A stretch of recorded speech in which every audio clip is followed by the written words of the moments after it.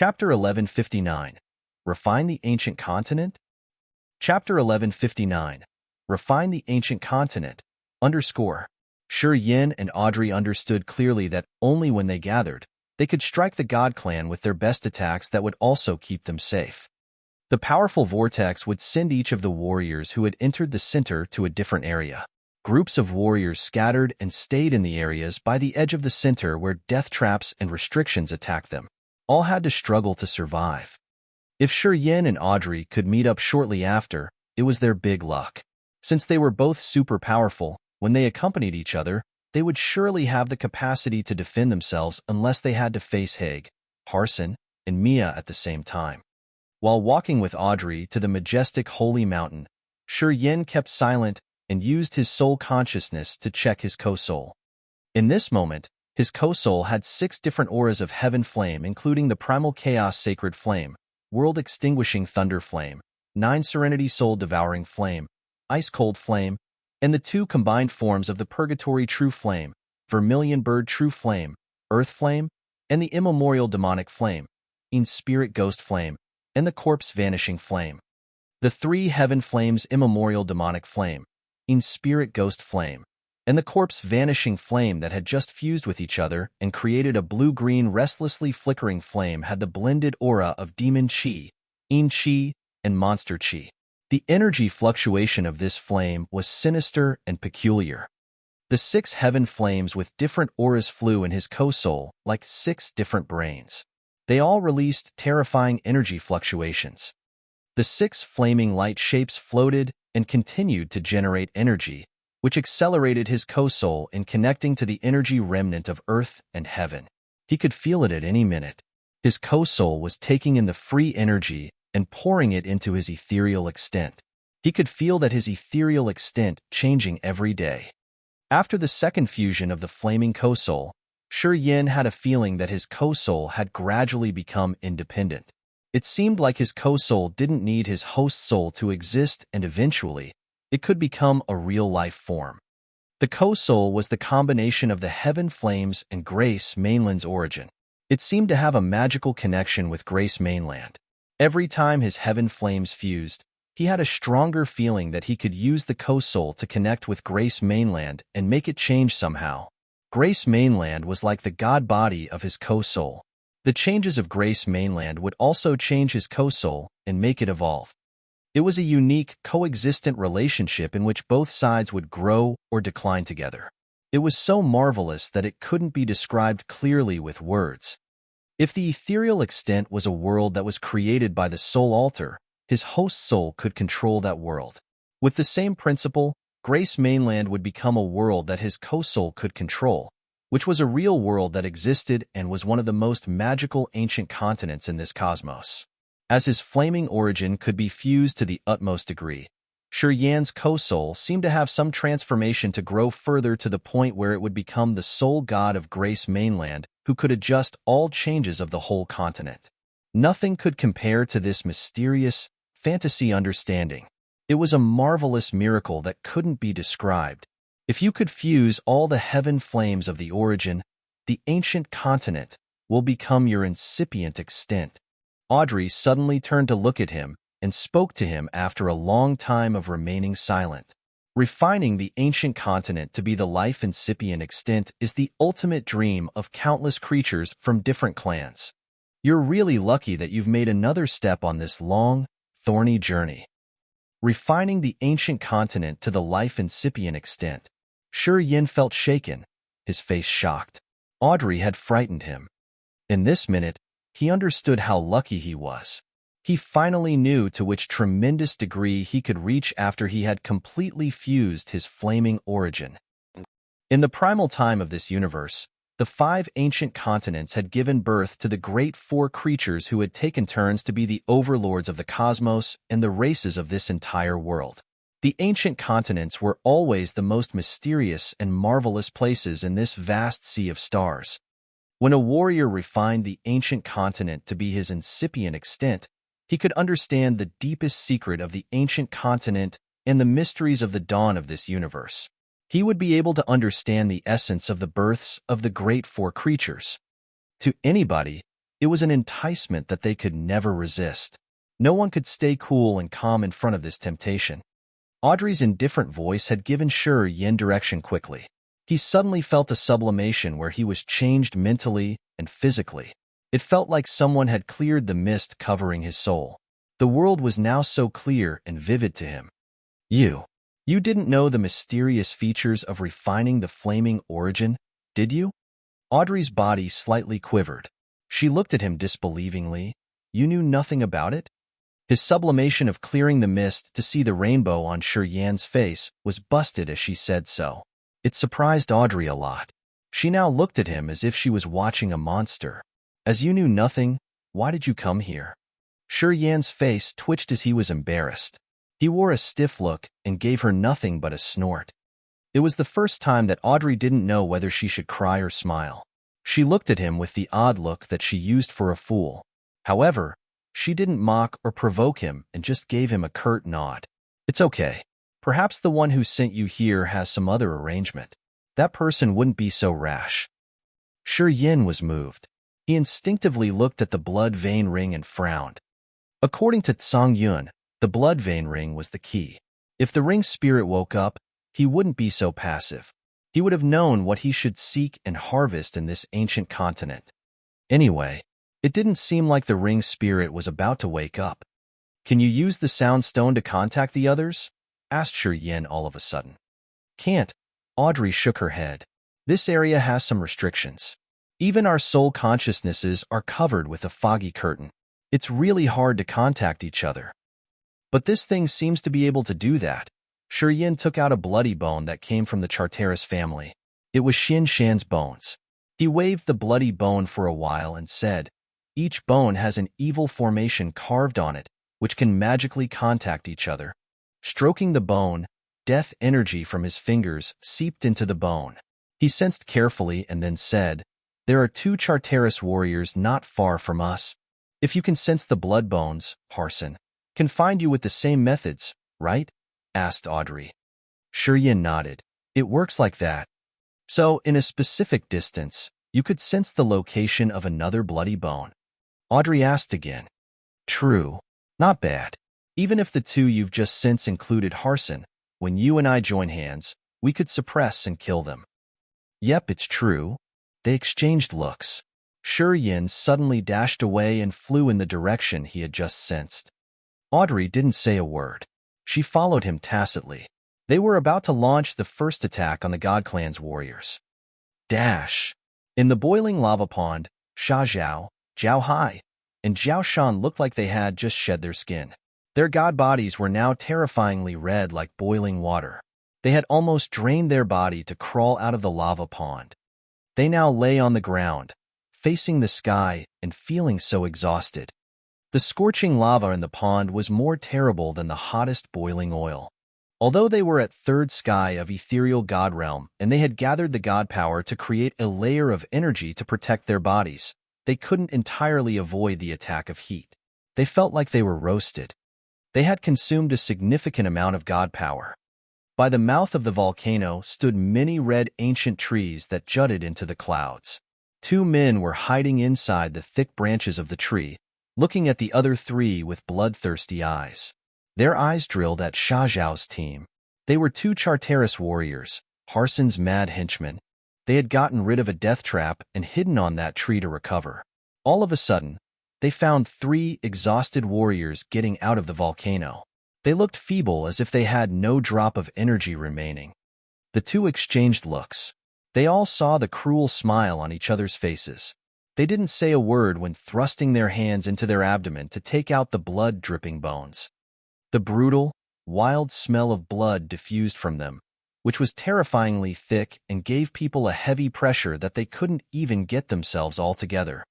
Sha Zhao, Zhao Shan, and Zhao Hai didn't want to move at all. However, they suddenly smelled danger. They felt chilled and their hair raised.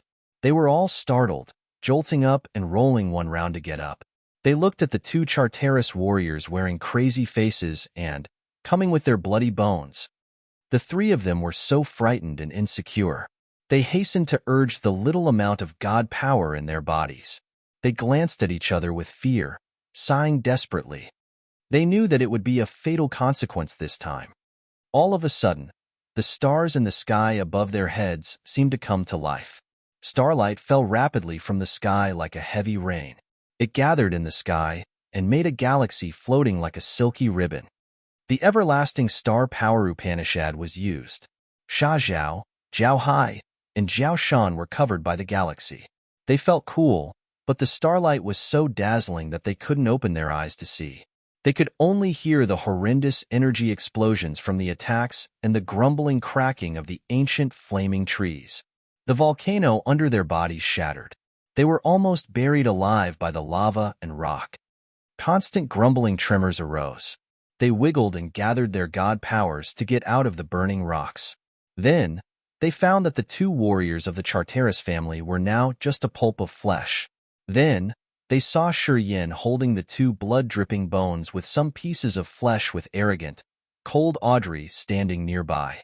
Shi Yin, Sha Zhao, Zhao Hai, and Zhao Shan cried in astonishment. They were so happy that they had survived the tragedy. They were so restless.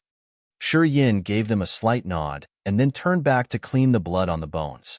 After he saw that they were all clean, he respectfully put them away to show his respect to precursor Xian Shan. Thank you. Sha Zhao hesitated for a while before bowing to him, talking with a solemn countenance. I will never forget your favor for the rest of my life. Zhao Shan and Zhao Hai also bowed solemnly. Chapter 1160. It's watching you. Chapter 1160. It's watching you. Shi Yin stood silently in between the cut limbs and pieces of flesh scattered around the ground. Shi Yin and Audrey had killed the two warriors of the Charteris family. With their dominant powers, killing the other two didn't cause them to lose anything. Shi Yin was especially not affected by the murderous aura of the gory bone. At the same time, he was able to use his negative energy to suppress the other. It was a piece of cake for him to defeat that poor warrior. Flows of essence chi from the dead that naked eyes couldn't see entered his acupuncture points. It kept his mind focused, and his energy remained at an abundant level. Sha Zhao, Zhao Hai, and Zhao Shan showed their sincere gratitude. They bowed and looked at Shi Yin with their touched eyes. They acted as if they didn't see Audrey. In their eyes, Shi Yin was their savior who had saved them from the slaughter of the Charteris warriors. Audrey knitted her brows slightly. She suddenly recognized that to Sha Zhao, Zhao Hai, and Zhao Shan, Shi Yin was much more important than her. Anyway, Audrey wasn't discontented. After she had known that Shi Yin's real identity was Shi Yin from the Great Four Creatures, and that he had fused with the origin like her, she naturally assumed that Shi Yin could earn respect from other people. It was inevitable that people would highly appreciate him. As they were from races of the Great Four Creatures, they had their pride and confidence. They would consider experts like themselves as their allies or enemies. The bloody limbs and pieces of meat under his feet sent out wisps of something like a bloody mist. After a while, those pieces of meat shivered and paled as if they had lost all of the water inside, leaving only dried meat like rotten, dead wood, giving people a nauseating, fearful feeling. Audrey looked at the dried pieces of meat and then at Shi Yin. Her frosty cold face looked startled and her beautiful eyes flashed a hidden fright. Devouring power Upanishad. Zhao Hai, Zhao Shan, and Sha Zhao didn't notice the strange state of those bloody things. Zhao Shan asked, "Why did you come here all of a sudden?" "I could sense the aura of the Charteris family's warriors." Shi Yin frowned and said in a low-pitched voice, "Your condition isn't good at all. You must recover your god power as soon as possible. Otherwise, it will be very difficult to move further." As Zhao Shan's group had climbed and crawled through the scorching lava, they had almost used up their god power and their mental condition was also really low. No wonder why the Charteris warriors felt excited and attacked them right when they saw them. If they couldn't recover fast, and if they weren't killed by the death traps in the center of the ancient continent, the others would find them and kill them easily. Sha Zhao's team understood their situation well. As Shi Yin said so, the three of them didn't hesitate for even a second. They sat down cross-legged and immediately took out the divine crystals to absorb the energy and send it to their essence chi ancient tree. Shi Yan's eyes brightened. He rose one hand, pulling something above their heads. He had forcefully drawn a stream of earth and heaven energy from the sky. He made some hand seals and turned that stream of energy into cotton clouds hovering above their heads. Cool and refreshing beams of energy turned into steam and entered their bleeding holes. The three of them were astounded. "I'll check around." Shi Yin threw Audrey a glance. "Please take care of them for a while." Audrey nodded coldly. Shi Yin smiled and turned into a bunch of starlights before leaving. He disappeared from their sights shortly after. After almost 1 hour, he returned and appeared in front of Sha Zhao's team as if he had just torn the mist to get back. Audrey's eyes emitted divine light as she gazed at him. She looked a little strange. She was the princess of the Imperial Dark Tribe. With some unique features of the Soul Altar, she could see even the tiny changes in someone's energy, competence, god body, and more. Within this short period of almost 1 hour, she found that Shi Yan's god power had become refiner and more condensed. Even his body seemed to have been quenched once, which released a robust vitality that she couldn't believe was true. Compared to himself before they fought the Charteris warriors, Shi Yan's fighting competence was now even stronger. The recent battle didn't cost him anything but strengthened him somehow. Audrey took a deep breath. It was hard for her to hide the fear in her beautiful eyes. She was discreetly shaken. She knew why Shi Yin had to leave for 1 hour. She knew what he had done. You can find spirit herbs everywhere in the center, and the energy here is amazingly abundant. You guys can recover soon. Shi Yin stood by Sha Zhao and the other two. A starlight rainbow emerged and released the green, jade-like prickly pears. They flew and stopped by Sha Zhao's group of 3.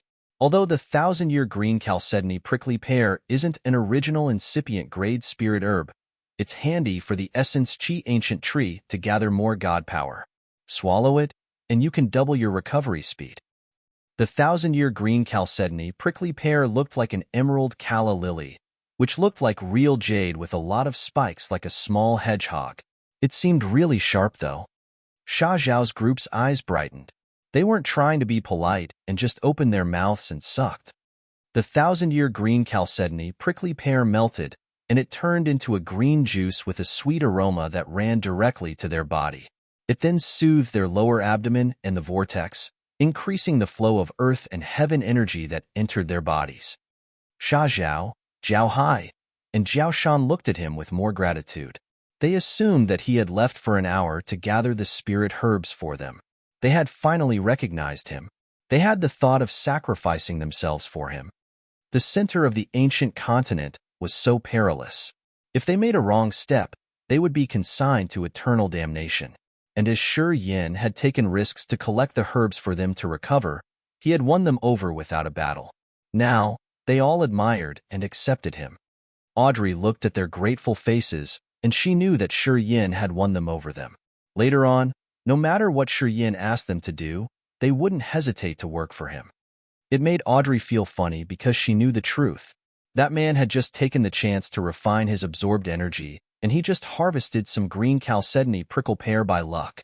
It cost him nothing to earn Sha Zhao's team's sincere acceptance. Yellow sand filled the place with scorching and humid conditions. Waves of heat swarmed one after another. Altogether, they made people hate that they couldn't just take off their clothes to feel better. Where is the end to this place? Cecilia's graceful body was damp with sweat. Her damp clothes stuck on her body, showcasing her sexy, seducing curves. However, no one could enjoy such a beauty in this place. Not far from her, Shang Yingyu was also covered in sweat. Looking at the majestic, holy mountain far from them, she had a deep, powerless despair. Her mind had almost collapsed. After a long time of walking, they knew that this desert wasn't a simple desert. They had tried everything to leave this area, including teleporting, aiming at a direction and running at maximum speed, attacking with the soul energy, and more. Too bad. Nothing worked. They were still confined to this burning area. This desert made them desperate as everything was just yellow and scorching. It was draining their god body and dissolving their willpower. They felt that they couldn't endure it anymore. If they couldn't leave this place soon, they would use up their energy, which would leave them with no protection, and eventually, they would become two dry skeletons in this desert. Do you have any solution you haven't tried yet? Cecilia asked when she leaned against a weathered rock exhaustedly. Her beautiful but now blank eyes looked at Shang Yingyu as she muttered, "If I had known I would die here when I was in the lake bottom, I should have." Her glistering cheeks with sweat blushed. She looked as if she was tipsy. "Well, even if you think more about it now, it's no help." Shang Yingyu frowned, her cold face tired. She let out a feeble sigh. "We should have been persistent to go with him. After we have arrived here, Song Yun has gone. He doesn't want to go with us." "Yeah, it's true. If we have accompanied him, he would have helped us escape the death trap. I don't know why I always feel that he can do everything. Nothing could really trouble him." Cecilia smiled bitterly. Looking at the holy mountain, she sighed. "It looks like it's just ahead of us.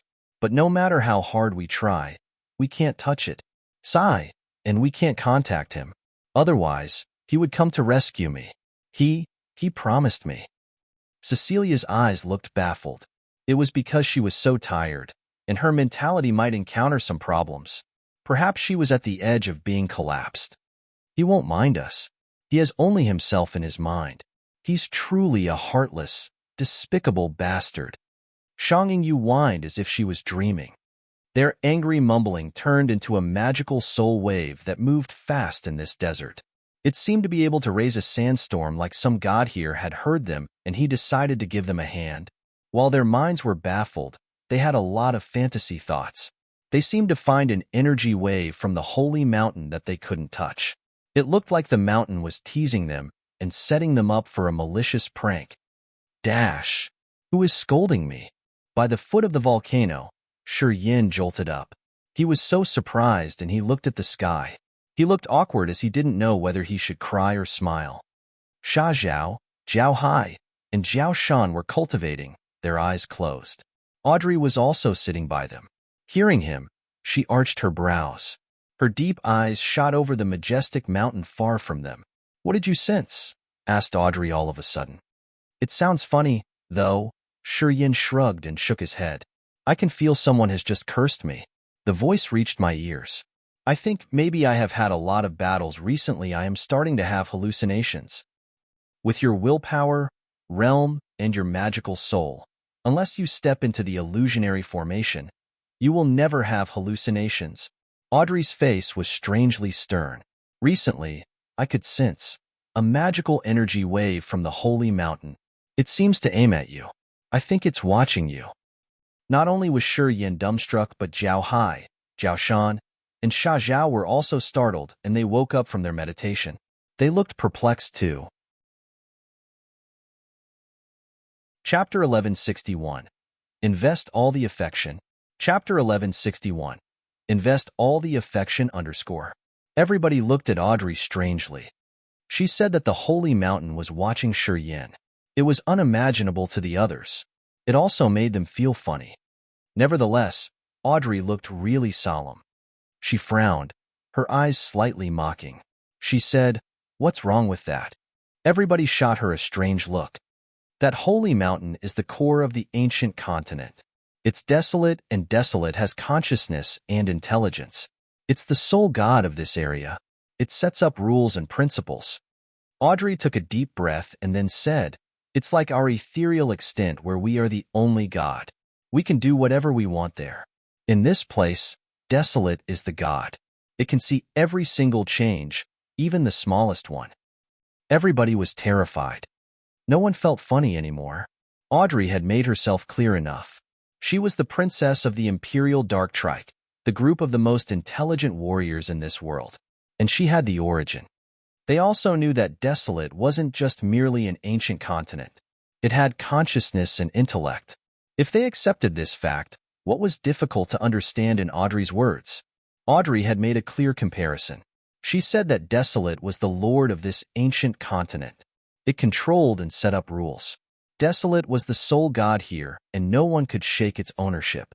Is it strange that it paid attention to someone? Shi Yin, Sha Zhao, Zhao Hai, and Zhao Shan pondered for a while. They then nodded as they had confirmed Audrey's assumption. "I don't know if you should find it your good luck or bad luck.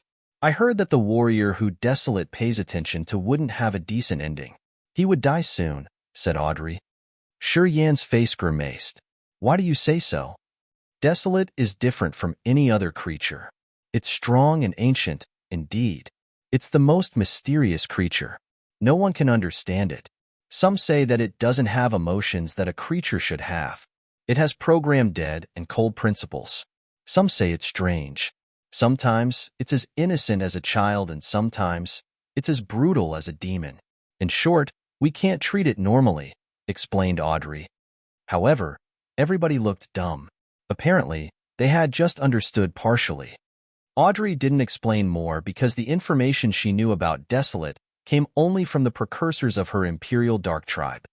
Hey, was it Cecilia or Shang Ying's voice calling you? Asked Audrey. Sure Yin contemplated and then nodded. Yeah, I think so. Audrey pondered for a while before talking sadly. I heard that Desolate is always curious about creatures' emotions, especially love. I think it assumed that there is something between you, Cecilia, and Shang Yu. Perhaps it wants to test its thoughts about love. Pausing for a while, Audrey shouted, I'm giving you advice. Don't make Desolate think that love isn't worth a dime and that you can throw it away easily. If you do that, it will feel bored and it will eliminate you directly. I don't understand.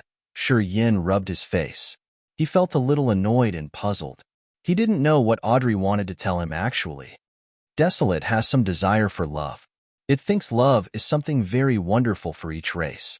If you make it feel like you're trespassing something pure and beautiful like that, it will kill you shortly. Audrey's voice was gloomy.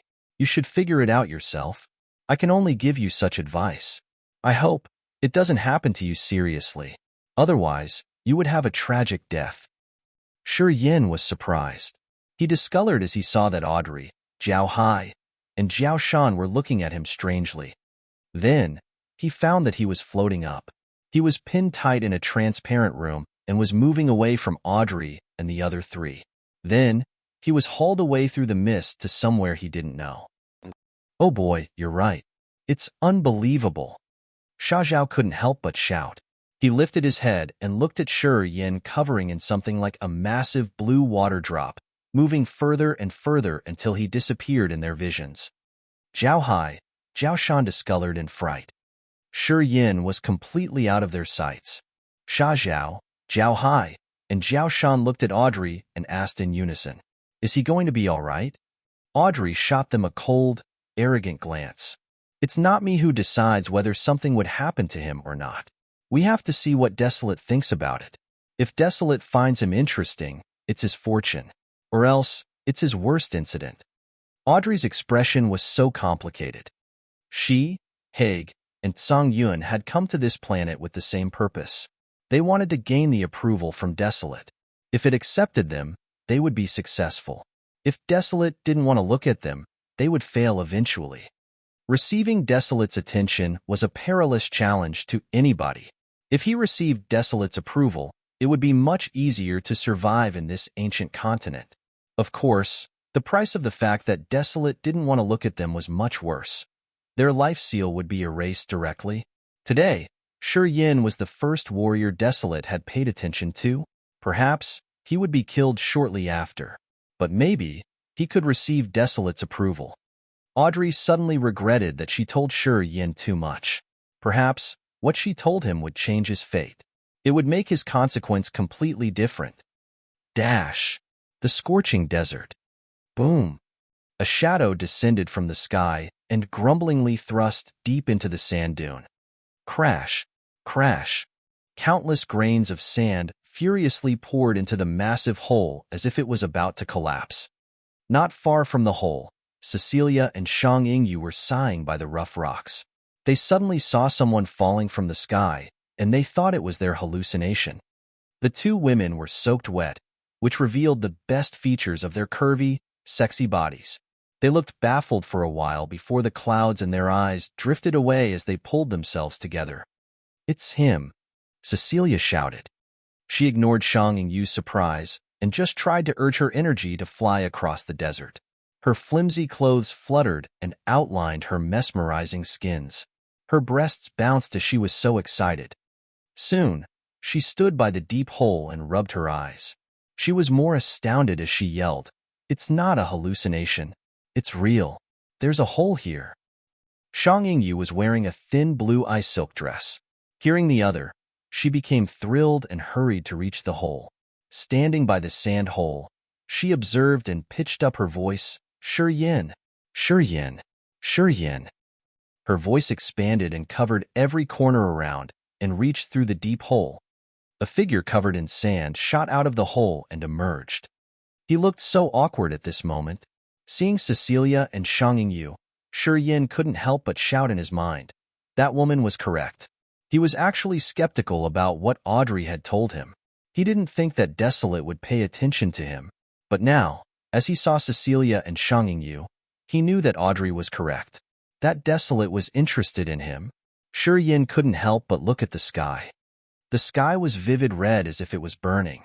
However, there was no sun, moon, or any star. It looked like a sea of fire had covered everything here. With the thought that Desolate was watching him, and after seeing the strange sky, he felt so irritated as if someone was peeping on him. He felt annoyed and agitated at the same time. "Why are you here? How did you come here? Tell me, how?" Cecilia couldn't control herself. Her voluptuous, soft body stuck on Shi Yin, and her jade-like hand squeezed his arms. Her hand was shaking. Her face showed her thrill of escaping the horrible, desperate situation. She was backed into a dead corner. She thought that she would die here. There was no doubt. However, she regretted something that she hadn't done yet. It seemed that God had heard her prayer that someone had sent Shi Yin here all of a sudden. She thought that it was her karma or her fate. Anyway, she followed it immediately and clutched Shi Yin's arm tightly as if she was holding her whole world. Shang Yingyu was a little better than her. A small, cold hand reached out, trembling and hesitating. All of a sudden, she grabbed Shi Yin's hand and then contracted her arm. Then, she said, "Oh, he's real?" She had checked to confirm whether Shi Yin was real or just her hallucination. She beamed brightly like blooming snowflakes. Her glamour dazed people. Shi Yin was actually bewildered. Having a sexy, seducing body in his embrace that was pressing on him passionately like a flame, he couldn't control his desire when the round, big things pressed on his chest. Turning his head around, he found that Shang Yingyu, who was always cold and indifferent, was smiling beautifully. And her pretty smile was for him, and because of him. Shi Yin was touched.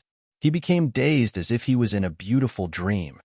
Although he had the beauty in his lap, instead of enjoying it, he felt insecure. Discreetly, it seemed like the storm had risen and was aimed at him. He remembered what Audrey had told him about Desolate's attention to him.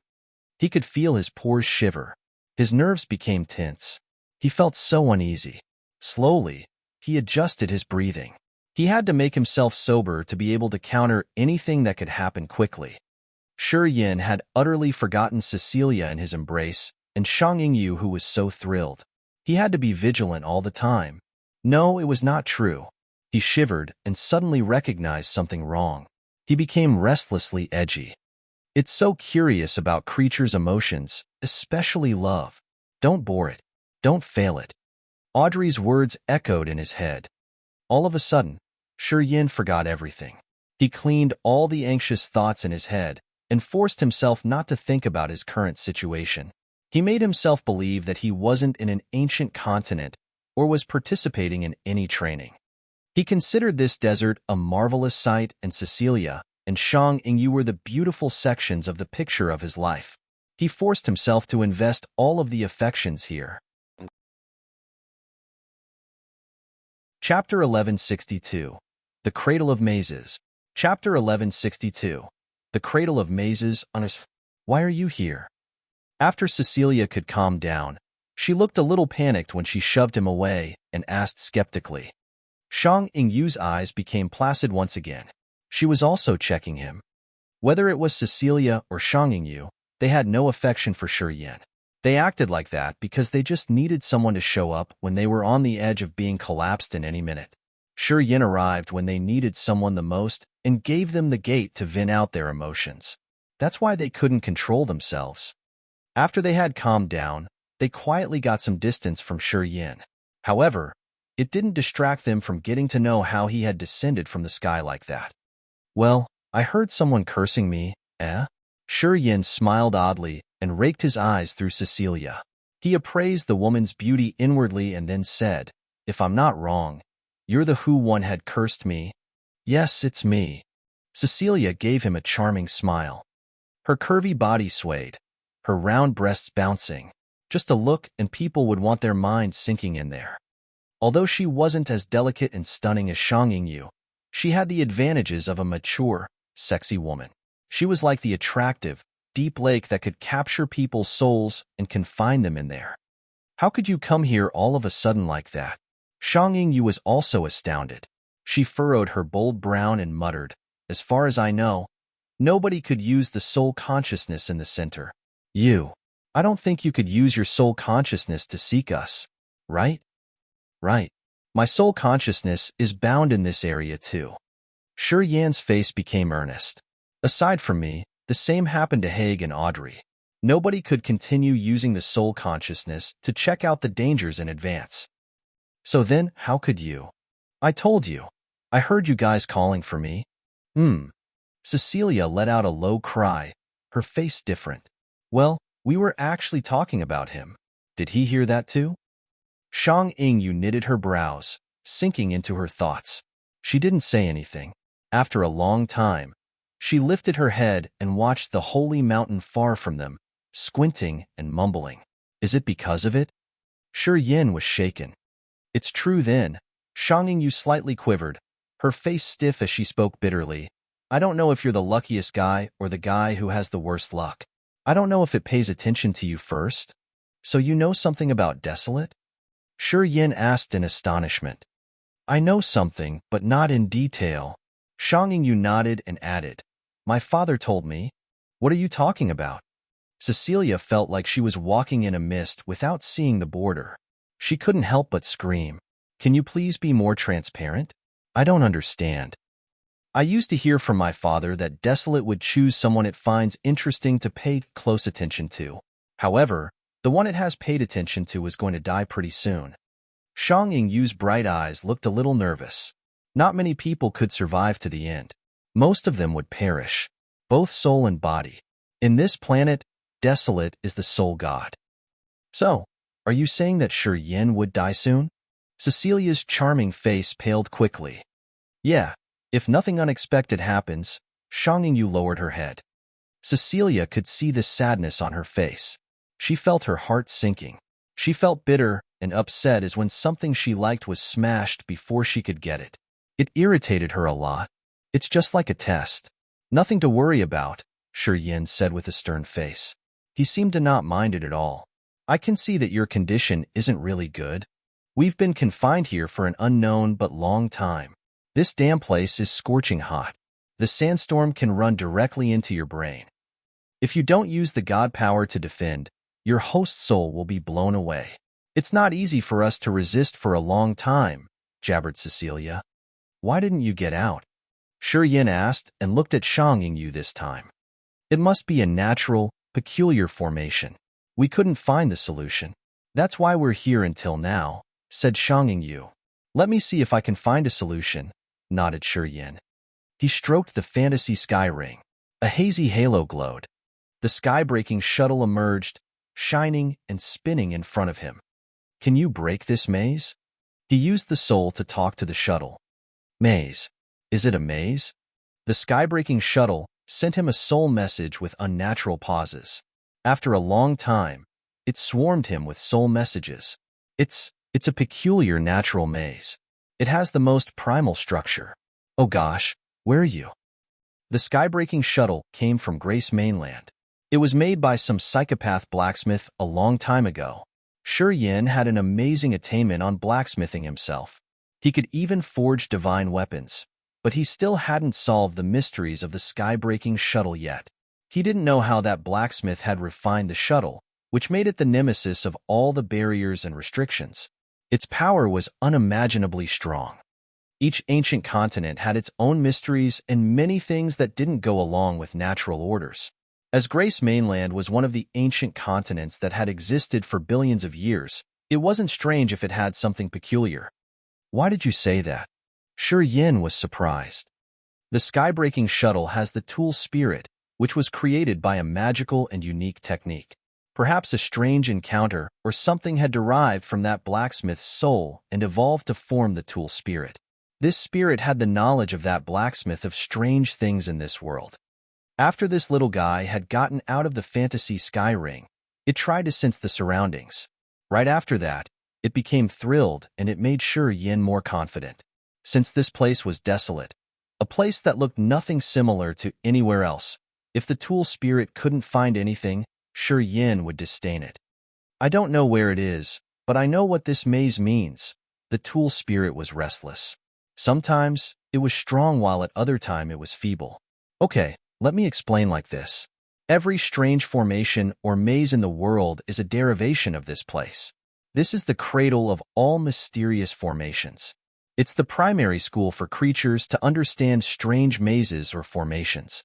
Do you get it? Sure Yin was stunned like a wooden chicken. After a while, he tried to probe. You said that the reason why the races could create the mazes or the illusionary formations is that they have observed this maze. Without this place, there would be no countless derivations of mazes and formations in this world? Yes, that's it. Sure Yin felt his brain was exploding grumblingly. Eventually, he had a more visual understanding of Desolate. This planet was much more mysterious than he had thought. Among the 5 ancient continents in this cosmos, Grace Mainland, God Bless Mainland, Ancient God Continent, and Ancient Demon Continent that had given birth to the Heavenly Monster Tribe, the Imperial Dark Tribe, the God Clan, and the Immortal Demon Clan respectively. They were the cradles of all creatures. They had made the Great Four creatures the overlords of this universe, or the official master of earth and heaven. And the fountainhead of maze appearing on Desolate was perhaps the fountainhead of many other strange formations in this area. It represented the application of powers Upanishad, and it was a unique area in this world. If the warriors could break the mysteries of this place, would they have a much deeper knowledge of the applied powers Upanishads? As soon as this thought emerged, he was so excited as if he had just found a new direction. However, the power Upanishad that used the maze wasn't his thing or suitable for him. He immediately asked the sky-breaking shuttle, "Can you bring us out of here?" "Very tough, but I can try. I'm not sure how much energy I'll need. Perhaps I have to draw all of your energy." There's another solution. You can break the mysteries of the maze yourself," said the tool spirit. Sure Yin was hesitant. He suddenly remembered what Yu had told him. The ancient continent had different death traps and forbidden areas with different powers Upanishads. If he could break the mysteries of some place that had the same aura as his power Upanishad, he could reach a new, subtle realm that would facilitate his next breakthrough. As he was in the fountainhead of the maze, if someone cultivated such power were here, he or she could reach a new realm after breaking this maze. However, apparently, Sure Yin, Cecilia, and Yu weren't this sort of warriors. Otherwise, they weren't sinking deep into this situation. He looked at Cecilia and Yu, pondering for a while. "I'm going to send you energy. Let's break this place. You'd better prepare. This area isn't similar to any place I've known. I'm not really confident. I don't know if I can break it or not, neither. And I don't know how much of your energy I will take. I can only tell you that when I begin, you have to pump your energy to me unceasingly," said the tool spirit seriously. It seemed not confident at all. "Okay," Sure Yin agreed. Right after that, he told Cecilia and Yu to ask them to guard him. He sat down cross-legged and moved his soul altar to connect his powers Upanishads. He urged the god power from the ancient tree in his body. Energy shot out from him like a massive column. Swish, swish, swish. Starlight bloomed out from him and congregated in the sky-breaking shuttle. Shortly, the sky-breaking shuttle had taken in the abundant, immense god power. Cracking sounds echoed from the sky-breaking shuttle. Sharp rainbow lights were condensed and intertwined with each other. Slowly, they created an intense light column that shot towards the horizon of the desert. It wanted to pierce through the sky and forcefully make an exit. The veins in Yan's body felt like they were carrying boiling flood. The ruthless energy burst out from his body like an angry dragon.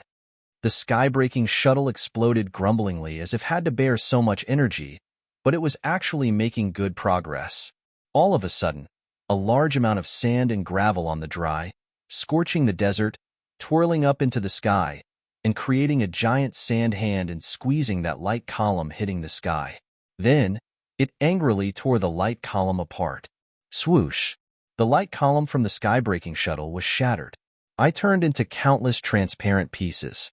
Ear-piercing shrieks came out from the sky-breaking shuttle when it was fragmented. Chapter 1163, The Eight Great Chiefs. Chapter 1163, The Eight Great Chiefs _ In the twirling sand desert, sand and gravel gathered, creating a towering hand that had twisted. It smashed the light column of the sky-breaking shuttle and shot up into the sky. Consequently, the sky-breaking shuttle broke. The sudden, brutal move of the desert had scared Cecilia and Shanging Yu. They paled and looked at the tornadoes touching the sky. They felt so small. Boom, boom, boom. The sky-breaking shuttle was smashed into pieces. As soon as its remains fell on the ground, they scattered like ash going with the wind. A mournful shriek came from a walnut-sized cluster of gray smoke as it appeared in front of Yin, sending screaming and screeching to Yan's soul. The turbulent energy in Yan's body suddenly calmed down. No beam of energy rolled out anymore. He paled and looked at the tool spirit in front of him and the formation that only the soul consciousness could perceive. His eyes became colder. The sky-breaking shuttle was broken. Besides the formation that built up the sky-breaking shuttle and its tool spirit, everything else had turned into ashes as if a hand in the dark world had crushed it all. Because the sky-breaking shuttle had bravely challenged its arrangement, the shuttle was destroyed. It wasn't allowed to exist anymore. I can't help you anymore. The tool spirit sounded feeble, just like a wisp of a departed soul. It's so terrible here. I don't know what has happened. It seemed like I'd challenged the god's power. The mighty heaven had punished me. Yeah, it's true that someone had punished you. But it's not the mighty heaven. It's this planet. Yin took a deep breath, his face resuming its calmness. Don't worry. As long as your soul's still here with the core formation, it's not a big problem. Yin was also a blacksmith. He had his attainment and ideas when talking about tools and weapons. The tools that had the tool spirit could become a new living being.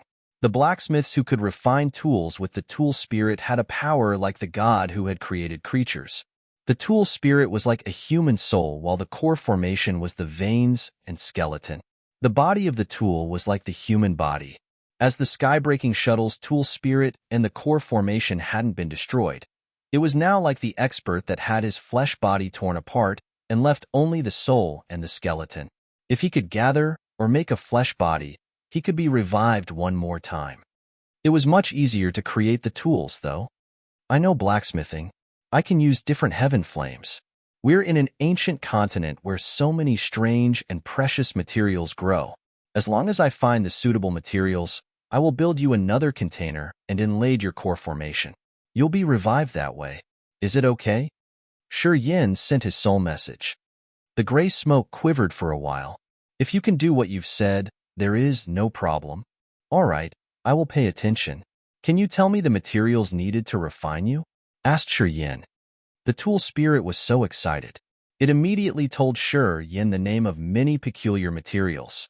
It asked Yin to pay attention carefully to give him a new life later. I've done all of these for you. I've challenged the god's power. You can't fool me, you know, the tool spirit kept repeating. Yin remembered carefully.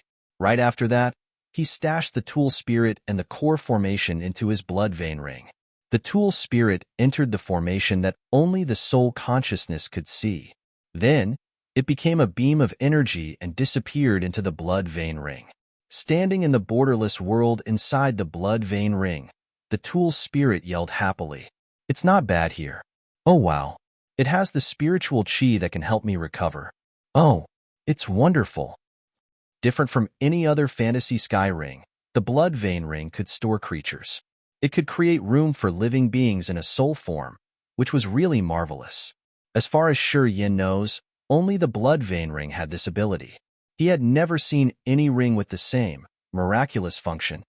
Anyway, the blood vein ring was the treasure of the master of the bloodthirsty's cortege of 8. I failed.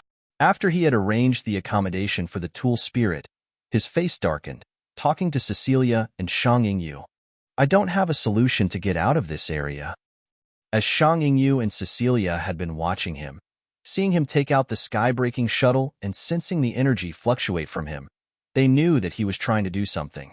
When they saw that the light column of the sky-breaking shuttle was smashed and the shuttle itself was broken, they didn't need to ask to know what had just happened. Did it attack you? Shang Yingyu asked curtly. Yin stooped and looked at the holy mountain in the clouds far from them. It seems like it doesn't want us to act rashly. I'm sure it has a plan and everything is scheduled. We just wait and see then. Then, he sat down cross-legged right in this scorching desert. Contemplating for a while, he took out the gory bones. He placed 9 pieces of bone right in front of him. Those bones looked like they were made of beautiful, transparent blood jade. They all looked shiny and vivid red, and it seemed like real blood was running inside the bone. Those bloody bones came from Xianshan's skeleton. Apparently, Xianshan was a member of the demon clan. His bones were big, long, and transparent. After being scrubbed and quenched with the mighty power Upanishad, they all had tremendously ruthless auras. Yin gently sensed a piece of them. Squinting his eyes, he released his soul consciousness and stepped into the evil formation inside the bone. It was the evil formation made by the Charteris family. It was an evil contract that forced the ones who had the blood bones to follow Harson's orders and become his most loyal henchmen. The evil formations carved on each bone were pretty similar. Still, they had something subtly different. Their energy wasn't consistent. The evil formation on each bone seemed to be a component of a horrendous contract. When all the evil formations of the blood bones connected, they formed a wicked formation that was called White Bone Blood Refining Ghost Grave. A wisp of Yan's refined soul consciousness moved around the wicked formation in the blood bone. His soul altar spun. The acupuncture points in his body gushed out negative energy and covered his entire body with death aura. Cecilia and Shang Yingyu discolored. They both sensed the magical changes on his body. They unconsciously moved away from him, pale and fearful. Suddenly, they found Yan's life energy disappear. He was now no different from a dead man. They couldn't recognize any signs of life on him that rose the hair on their nape.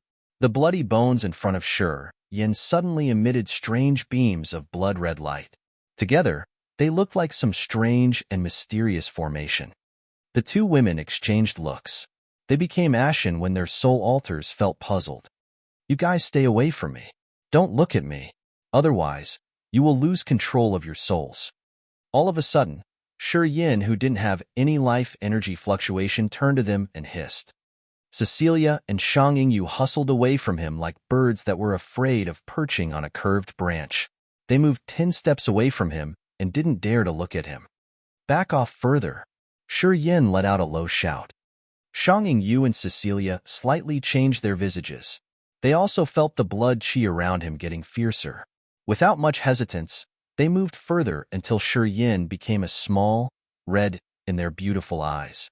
When they found that they weren't affected anymore, so they stopped and finally calmed down. What's he doing? Cecilia frowned. He has the bloody bones, right? I guess he wants to urge their powers to attack the maze of this desert. Apparently not. Shang Yingyu shook her head, her face strange. Those blood bones came from Harson's soldiers. They should have some background stories. I can see some wicked, mysterious formations of the Charteris family on the bones. I think he wants to clear those formations and make the bones his new weapons. He understands death power Upanishad, said Cecilia. Shang Yingyu and Cecilia exchanged looks. They quieted down and said nothing. Fear arose in their eyes, as if the warriors who used death power Upanishad were the malicious flood or wild beasts. The bloodthirsty force and the cortege of 8 are from an ancient legend. You and I have never witnessed the power of the bloodthirsty force, but I think you used to hear about them. Cecilia took a deep breath. The God Clan has destroyed them so they can be the overlords of this cosmos. And before that, the bloodthirsty force was the common enemy of the entire universe. They were much stronger than the current God Clan. Experts of all star areas had to join hands with God Clan to destroy this force. I've heard of this legend, but I don't know whether it's true or not. It's true. Shang Yingyu took a deep breath. Her face has never been shaving before. If you know the structure of the bloodthirsty force, you won't doubt that legend or their intimidation. Pausing, Shang Yingyu continued earnestly. The core members of the bloodthirsty force, for example, the leaders of the Cortege of Eight, were all the top warriors from God Clan, Immortal Demon Clan, Heavenly Monster Tribe, and Imperial Dark Tribe.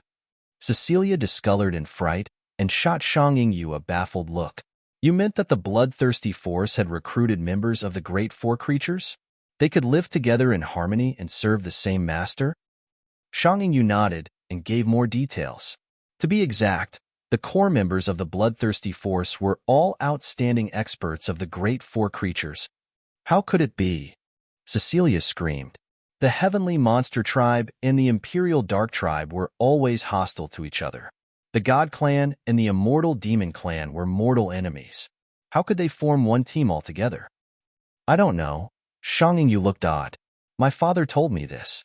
He's traveled around many big star areas. He has a connection with the bloodthirsty force. Sure Yin comes here this time because my father stole my brother's guiding fruit and gave it to him. He came to Agate Star area to pick up Sure Yin and brought him to this ancient continent. Apparently, this man comes from the death inheritance of the bloodthirsty force. Oh, that's how it is. Cecilia was surprised. Although Cecilia had just heard rumors of the bloodthirsty force, she knew how strong this force was. She knew that this force was the common enemy of the entire cosmos. They used to be the tyrannical overlords. Later on, God Clan had joined hand with the other forces around the universe to attack them. Slowly, they were worn out and disappeared. However, they had almost brought a fatal disaster to the God Clan. Rumors said that in the last battle, they had struck ancient God Star area and give it to the God Clan for severe loss. The women thought that Sure Yin came from the death inheritance of the bloodthirsty force, but they didn't dare to think that Sure Yin's inheritance could come from the master of bloodthirsty force. Chapter 1164. A Separate-spatial Battle. Chapter 1164. A Separate-spatial Battle. Understar. A corner of the ancient continent was a strange place where many rough and sharp rock columns grew. However, they were as cold as ice with cold air filling the entire area. Harson, Mia, Yuman, and the two warriors of the Charteris were sitting cross-legged in the center of this rock forest. They were using divine crystals to refill their energy. Previously, they were attacked by cold gusts and the stone monsters in this rock forest. Their god powers were drained. Yuman's arm was still bleeding. Mia's light yellow dress was torn, and it revealed her snow-white skin. Harson's hair was disheveled. He looked more like a sinister ghost as his body was covered in a brutal, dark aura. He was the first one to wake up. He had something in his mind when he slowly drew a gory bone out of his abdomen. His big, rough-skinned hand gently stroked the bone, and he closed his eyes to sense. The two Charteris warriors sat on his right and left, their faces filled with the flame of anger. After a long time, Harson stroked his bone and said darkly, "I can't sense that brat. We need to move." His two subordinates nodded quietly. 6 hours ago, Harson took Mia and found them here. Harson had used the connection between the blood bones to find and gather his troopers. Then, he was going to take revenge until Sure Yin was killed. He always wanted to find Sure Yin, kill him, and take back the bones he had taken. They were the precious treasures that the Charteris family had spent a huge fortune to refine. Those bones belonged to Harson only. Even if the owners of the bones were killed, when he came home, the Charteris family could use the power of the bones to find him new suitable troopers. After the new troopers had received the blood bones, he could create the white bone refining blood ghost grave once again, which would help him keep his terrifying fighting competence. The blood bones were the most wicked weapons that were specially customized for Harson. They could boost Harson to fight Haig once. Those bones were also sharp weapons for him to compete for the chief position of the God Clan in the future. He would never lose those bones. The divine crystals in Mia's hands turned into powder after their energy was all taken. Her delicate eyebrows twitched. She took a deep breath and then said, "Harson, how are you?" "I'm okay." Harson grinned fiendishly. "People say that Haig is the future leader of the God Clan. I don't think so. I'm not convinced. In this ancient continent, as long as I get Desolate's approval, everything will change. Desolate is the most mysterious and strange planet. It has a soul. As long as Desolate recognizes me, even if Haig gets the origin of the ancestral continent, I still want to slash him off his horse. I want to step on him." Harson didn't have a good reputation in God Clan. He was always stubborn. He would take revenge for every grudge he held. His deeds were always ruthless and bloody with the essence of the Charteris family. That sort of man couldn't get along well with other people or yield to anyone. In their peak of glory, the Charteris family was the strongest among the other families of the God Clan. Currently, all members of the Charteris family had quietly competed against the Bradleys. They wanted to step on the summit once again. Harson was the hope of the Charteris family. All elders of the Charteris family had tried their best to teach and nurture him. They hoped that he could defeat Haig and could bring the family to a whole new world. Since he was young, Harson had pledged to make Haig his competitor with a clear target. He wanted to replace Haig and make the Charteris family the leading family of the God Clan. He didn't have many friends in the God Clan. Mia was one of his few friends. When they were just little children, Mia and Harson were brought to the 5 absolute domain of the God Clan to cultivate ascetically. At that time, he wasn't as strong as Mia. Mia had taken care of him for a while. Harson always considered Mia his older sister. From that moment, they had formed a strong friendship. Mia didn't like cold, empty men. Haig was that sort of man. In that year, Harson was really young and simple. The two of them had experienced struggles and difficulties together, which had strengthened their friendship. Haig got the best reward of our ancestral star. If he can get the approval of Desolate, no matter how hard you try, you won't have the slightest chance. "You must take care of this very well," said Mia. "Don't worry. I will win this time," Harson said with a dark face and took a deep breath. "If I can't get the approval of Desolate, I will try my best to kill Haig on this ancient continent. He'll die or I'll die. Only one of us will become the leader of our clan." "I do hope that you could win," Mia smiled at him. Oh. Suddenly, the 2 members of the Charteris family clutched their stomachs and rolled in pain. Their whining got louder and finally, they screamed with red faces. The blood bones were stirring inside their stomachs. They couldn't control the bones anymore. It twisted their intestines and gave them an incredible pain that made them ashen and tear up. Harson wasn't also shaken. He pressed his hands on the bone in his abdomen. The veins on the back of his hands bulged like wriggling snakes, releasing an enraged, ruthless energy that entered the blood bone quickly. The peculiar formation on the bone became visible like when someone unfolded a roll of a picture. The bones inside Harson's 2 subordinates struggled like beasts that wanted to get out of the confinement. The energy waves emitted by them were terrifying. Grrrr. The 2 of them rolled on the ground by Harson's feet as if someone was tearing their intestines. The formation on their bones glowed and flashed. They seemed to want to get out of their bodies and fly away as someone had erased the wicked formation on them. "What's going on?" Mia shouted hoarsely. "That immortal demon brat. He's messing with us." Harson looked so ferocious. Looking at his 2 troopers who couldn't endure anymore, Harson changed his face and then extended his hands. He placed his hands on the heads of his 2 subordinates. Boom, boom. The skulls of Harson's 2 troopers were crushed. The host soul and the soul altar exploded directly like a fragile egg, sending away the broken pieces of soul remnant. Harson wore a cold face. He didn't even look at his warriors who had just died tragically. He waved his hand and retrieved the 2 pieces of bone. Taking a deep breath, he stabbed them in his abdomen. He said with a wince, "Their souls weren't strong enough to hold the blood bones. I have to destroy their souls and use my soul to control the bones. That's how I can counterattack that brat." You man watched him silently his face pale. He shivered as he witnessed Harson's cruel act. Mia knitted her brows. Although she didn't really agree with Harson, she didn't say anything. In her eyes, Harson's warriors were paws of a cat that the Charteris family had arranged for him. It wasn't a big deal when they died for him. After Harson had squeezed off the head of his warriors, their souls have broken altogether, but they hadn't become ashes. They suddenly ignited and burned. At the same time, their bodies withered and dried up, releasing the powerful energy that then entered one end of the 3 bones that jutted out of Harson's abdomen. They boosted Harson's power instantly. The burning purgatory was the wicked power Upanishad of the Charteris family. Warriors who were bestowed with a blood bone understood this power Upanishad. Harson had used the special features of their soul and bodies to activate the burning purgatory through the wicked formation, which supplied him abundant energy instantly. Now, Harson could strike Yin hard, and he could kill Yin even though they weren't in the same location. The surging, terrifying energy poured into Harson's blood bones. Then, his intestines and veins twisted around the 3 blood bones as if they had eyes. Harson faced the sky and roared, trying to mobilize his god power.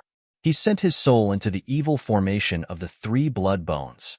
Despite the distance, he could activate another deadly ability of the white bone refining blood ghost grave. In the desert, the 9 blood bones in front of Yin were shaking. All of a sudden, Yin paled as if he was hammered badly. His body trembled hard. Cecilia and Yu were near him. Seeing his condition, they discolored and shouted, "What's wrong?" Yin had blood trickling down the corner of his mouth. His eyes became icy and cold. He waved at the 2 women to signal them that he was all right. Then, he closed his eyes once again. A wave of lethal death energy emitted from him. The pale wisps of gray mist slowly floated out from his acupuncture points and congregated in each of the blood bones. The magical formation on the blood bones dimmed out as if an invisible brush was cleaning the evil formations carved on the bones. Swoosh! A bloody bone pierced through the desert from nowhere. No one knew how far it had traveled before it halted right in front of Yin. Now, he had one more piece of bone. Pfft! Yin spurted out blood, which sprayed on the 10 pieces of bone. They became gory with a strong blood smell. Yin's face was paler. In this ancient continent, the remaining Charteris warriors, whether they were struggling in the death trap or closing their eyes to meditate, had their souls shaken. They were guided and drawn by a terrible energy floating up into the sky and flying in a direction. Boom, boom, boom. The Charteris warriors fell in front of Harson. Wicked aura meandered around Harson as he shouted, "Give me your best to resist this." Each of the Charteris warriors immediately understood that Harson had used the forbidden white bone refining blood ghost grave to burn his soul and body to guide them here. They didn't say anything and surrounded Harson before sitting down cross-legged. Then, they urged their energy to help Harson counter the enemy. Harson's condition wasn't good. Everybody knew that when he urged his power to the acme, it was also the time when he was in the biggest danger. It was the common disaster of the Charteris members. They were using their burning purgatory power Upanishad. Mia and Yuman exchanged looks. They could see how serious this situation was. They knew that Harson and Yin was engaging in a bloody battle even though they were thousands of miles away from each other. And this time, their struggle was much more perilous than the previous time. If Harson failed, all of his subordinates would also be killed with him. Yin would be able to take all of Shan's bones.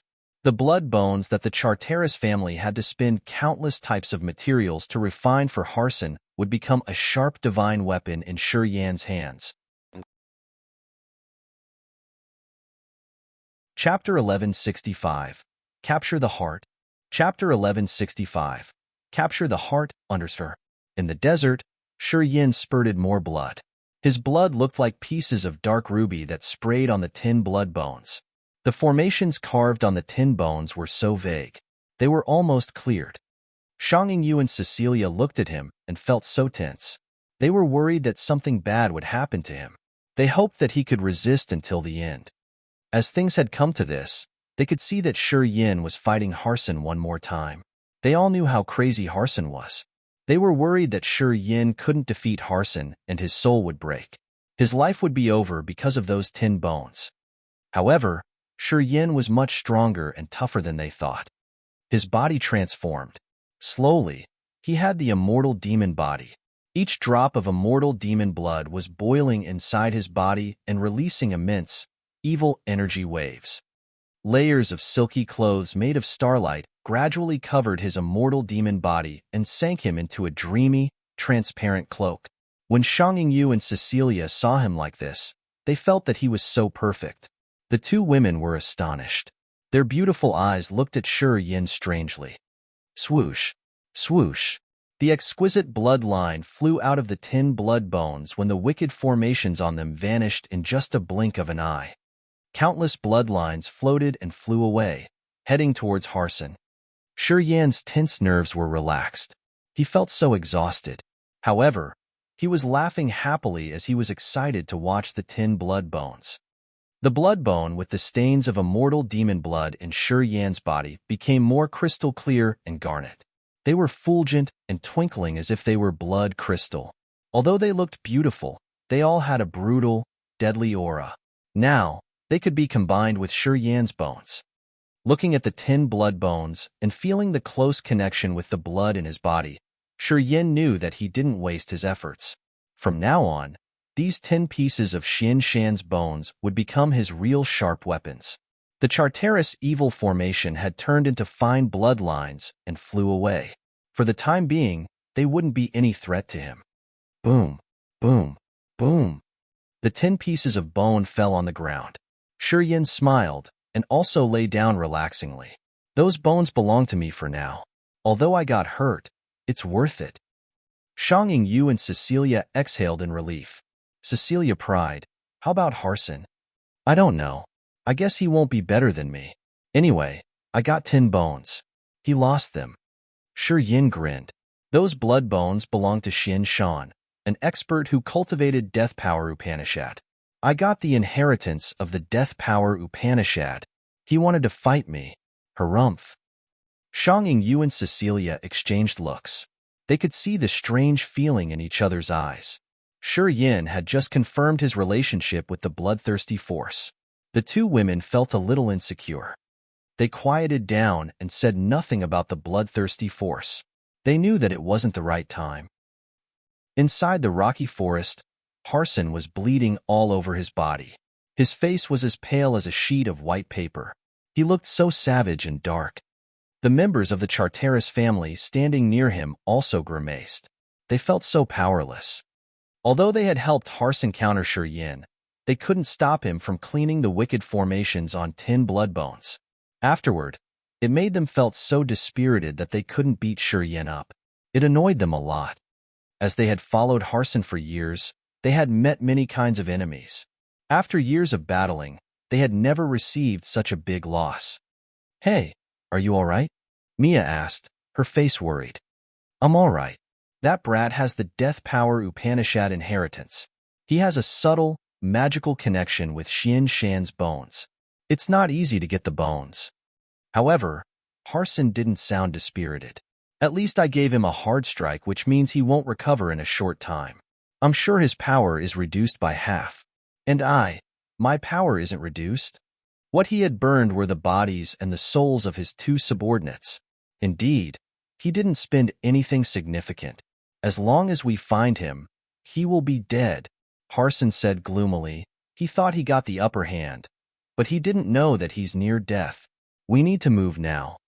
Check around. If I can locate him, he'll be smashed." Then, Harson stood up. Mia and Yuman exchanged looks. They didn't say anything because they knew Harson's desire of killing Yin had been prioritized beyond everything else. At the same time, they had to bear a lot of bitter fruits from Yin. They thought that should take the chance to kill him. In the desert, the furious sandstorm became stronger and it terrified people. The unceasing wind howling echoed in their ears. The entire desert seemed to become an enraged beast. It was getting wilder and stronger. Yu and Cecilia darkened their face and watched the storm raising sands to the sky. They felt so bitter. They had stayed in this desert for a long time. They knew that it would have sandstorms every 3 or 5 days. They had to bear a lot of trouble here. The two women had consumed a lot of god power, and their mental condition wasn't really right. And Yin looked even worse than them. And now, as the sandstorm was rising higher in the sky, should they bury their bodies in this damn place? What should they do? The two women looked at each other, seeing despair in each other's eyes. They couldn't do anything but sigh. Looking at the sky, they knew that Desolate was trying to torture them one more time. And now, as Yin was here, the sandstorm seemed to be much wilder and more savage. Swoosh, swoosh, swoosh. All of a sudden, the sand under their feet collapsed inwardly. As they hadn't reacted yet, they fell together with Yin into a deep hole that appeared all of a sudden in the desert. Yu and Cecilia changed their faces. They rose their hand, clutching Yin's arms. Together, one on his left and one on his right, they fell into a bottomless abyss under the desert. Ag! Yu shouted. Deep in the bottom of the pit, they could see twinkling, sharp crystals. They jutted into the air from the ground like the sharpest swords. They were the icy, transparent crystals that looked really marvelous. However, they had the cold light of sharp metals. As they were falling at a speed as fast as lightning, and they were so close to those sharp, pointy crystals when they descended, they were going to be pierced through. Because you could recognize what those crystals were. They were the icy soul cold crystal. They were the original incipient grade material and the extremely cold ones. And they were Yu's primary target when she came to the ancient continent this time. It would be the critical point for her to break through to incipient god realm. The icy soul cold crystal was the hardest thing in this universe that many divine weapons couldn't cut it. The icy soul cold crystal could be used as the mysterious divine weapons of the warriors who cultivated the ice power Upanishad. Its hardness, coldness, and sharpness were all the best of the best. Yu urged her power and tried to reduce her falling speed. Cecilia did the same. Unfortunately, the ground down there had a terrifying gravity. No matter how hard they had tried, they couldn't overturn the situation, so they could only follow their fate and fall. Despair filled their hearts once again. As the two women were clutching his arms and his condition wasn't good after the battle with Harson as it cost him a lot of energy, he couldn't even urge half of his power to create the flood of energy to stop his body from falling. Anyway, the more dangerous the situation was, the calmer Yin became. Thoughts flashed through his head as he tried to find a solution.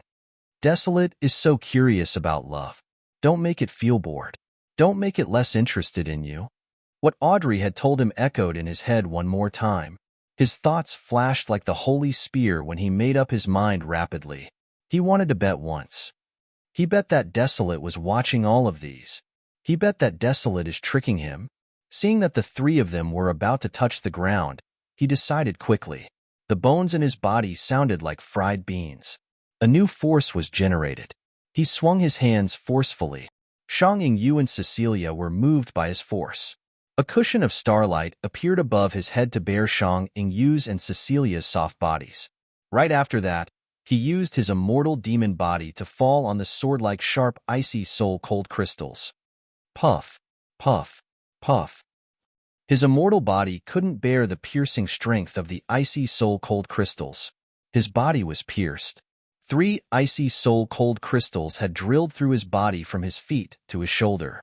His body and internal organs were penetrated. He had to bear 1,000 blades slashing him at the same time. This heart-pricking pain was so hard to endure. Yin roared and hissed when his body seemed to be shattered. His consciousness became hazy. And Yu and Cecilia were put above his head. They stayed on the cushion he had created with his last pieces of power that kept them safe from harm. You let your body down to give us a chance to live. Cecilia had tears on her eyes. The lake in her heart rippled as if someone had thrown a stone in there. She was so touched. Yu bit her lower lips. A strange light emitted from her beautiful eyes. She quivered but said nothing. I can't die yet. Yin was bleeding, his blood making a dark red puddle on the ground. He smiled at them. You guys, please get down. My starlight cushion can't bear you for a long time. The two women were shaken. They hastened to jump off his head and moved their slender thighs to land between the icy soul-cold crystals. They then observed him with bright eyes that made him a little scared. "Are you all right? Here, swallow these pellets. Quick, melt them down." Yu talked to him in a tender voice that he had never heard before. She took out some red pellets that were as big as longans and shoved them into his mouth. "I'll help you melt the pellets." Cecilia's jade hand pressed on his chest. A beam of supple power slowly poured into his body and carefully helped him melt the pellets. Yin enjoyed their care, and his face strange. He looked around and became bewildered. He shouted as if he was so thrilled. "You guys, look. Let's see where we are." The two women turned around to look. They were filled with astonishment instantly. They couldn't hold their scream of surprise. Chapter 1166. Desolate's Generous Gifts. Chapter 1166. Desolate's Generous Gifts. _ Countless multicolor crystals stood by them and sparkled dazzlingly. Those crystals were there for so many years to accumulate earth and heaven energy. The energy inside them was powerful and abundant. The warriors who could see those things would be dumbstruck. "Oh gosh!" Cecilia and Yu shouted. They covered their mouths as they were so astounded. Their hearts were filled with joy immediately. The exquisite jades and gems stacked up like wooden logs. They were so shiny that they could daze people easily. The ice soul cold crystal looked like they were condensed from frost and mist. The fire jade was as red as the most beautiful flame. The water heart crystal seemed to have real water murmuring inside. The fresh wood crystal had a wood texture. The refined gold crystal looked like the precious gold. The absolute earth crystal was transparent in a marvelous amber hue. The crystals with the powers of 5 elements were glowing in radiant and glorious halos right next to them. The energy that surged from those crystals was so wonderful. Those items were the top treasures of each class of powers in the world. They were all original incipient grade materials that the warriors could use to refine their bodies or create weapons. They could also absorb them directly to enhance their god power. With various functions, they could bring the warriors unimaginable benefits. As they could survive this lethal death trap, they were so happy. And now, looking at the priceless crystals around the ground, they thought that they were dreaming. Each of those original incipient grade materials was a top treasure in the world. In this vast sea of stars, they were the top 5 element treasures to be met by chance, not to be earned by demand. Warriors had a hidden love for each of them that no one wanted to show to others. The original incipient grade materials could trade an entire life star since it could help warriors understand the true meaning of powers Upanishad to break through to a new realm rapidly. However, in this area, there were so many that they were scattered around like cheap pebbles. Cecilia and Yu shivered slightly. They couldn't even talk normally. Apparently, they were still panic-stricken. They all said that Desolate is the most strange among the ancient continents. It contains countless precious items in the world. Today, I believe that. Yin winced in pain after each word. He felt so bad that it was like the pain when someone was slashing his body piece by piece. Of course, Desolate is special for producing the top treasures of earth and heaven. Only this area that hasn't been trespassed can have so many treasures like that. Yu didn't pay attention to his pain. Her beautiful eyes still lingered on the icy soul-cold crystals. She was calculating to which level she could develop her power when she got those crystals, and when she could reach incipient god realm. Just like Yu, Cecilia was watching the water heart crystal with desire. The water heart crystal had a heart shape. It was like a big drop of water with sounds of murmuring water echoing pleasantly to the ears. Such souls reached her ears, and she felt like she received some bit of invisible power, giving a tonic to her soul altar. She felt so comfortable as if she was studying her water power Upanishad. They were so thrilled, and they seemed to lose their control when they saw the original incipient grade crystals. Their minds were wandering around the benefits they could have. For the time being, they forgot Yin. Then, they heard a scream in pain. Cecilia and Yu hurriedly reacted and pulled themselves together. They used their jade-like hands to stroke his bleeding wounds, and they softened their voices to ask him, They were so gentle to him at this moment. If Shi Yin hadn't shouldered the danger for them at the critical moment, the two of them would have been pierced through by the icy soul-cold crystals. They would have died because their god bodies wouldn't bear the icy soul-cold crystal. They would have died instantly. The two women had a little feeling for Shi Yin. After this event, Shi Yin had risked his life to protect them in despair, which had carved his image in their hearts. Thus, when they treated Shi Yin now, their attitude and even their voices had changed. Shi Yin felt warm when their soft hands consoled his bleeding wounds. He smiled naturally. I have to get rid of these crystals first. You should give me some room. Will it hurt? Just slow down, okay? Can you endure that? Hold on. Cecilia and Shangyu became so gentle. They worried about him so much, more than they had ever before. It's all right. A long pain is worse than a short pain, right? Move away. Shi Yin tried to wave his hand once. After they backed off to give him room, he forcefully urged his power. A surging flow of energy shot out of his body. He gritted his teeth and jumped up. His bones and veins cracked again as he soared several meters up into the air. Right after that, he landed in the gap between the crystals and bled badly. He then crouched on the ground like a puddle of mud and used his immortal demon blood to close the wounds. His wounds were even longer than the slash from a sword. They looked so bad that people doubted if he could heal them or not. The two women could even see his broken veins and cut intestines. Cecilia and Shangyu felt a twitching pain in their hearts. They couldn't stand watching him, so they turned around, their eyes watery. It was the first time they felt hurt because of a man. Shi Yin tried to smile. He crouched on the ground and closed his eyes to sense. His eyes were filled with pain. The situation of his wounds was much worse than what he had expected. He had used half of his energy in the battle with Harson, and his body was also hurt. And now, he was pierced through, which made him felt like he was dismembered. If he hadn't endured so much pain and difficulties throughout so many years, he was afraid that he wouldn't have been able to endure this pain. If he didn't faint, his mind was going to collapse. Since his life was rough and he had spent all of his time struggling to survive, his willpower was terrifyingly strong. That's how he could endure it until now. He didn't shame himself by fainting.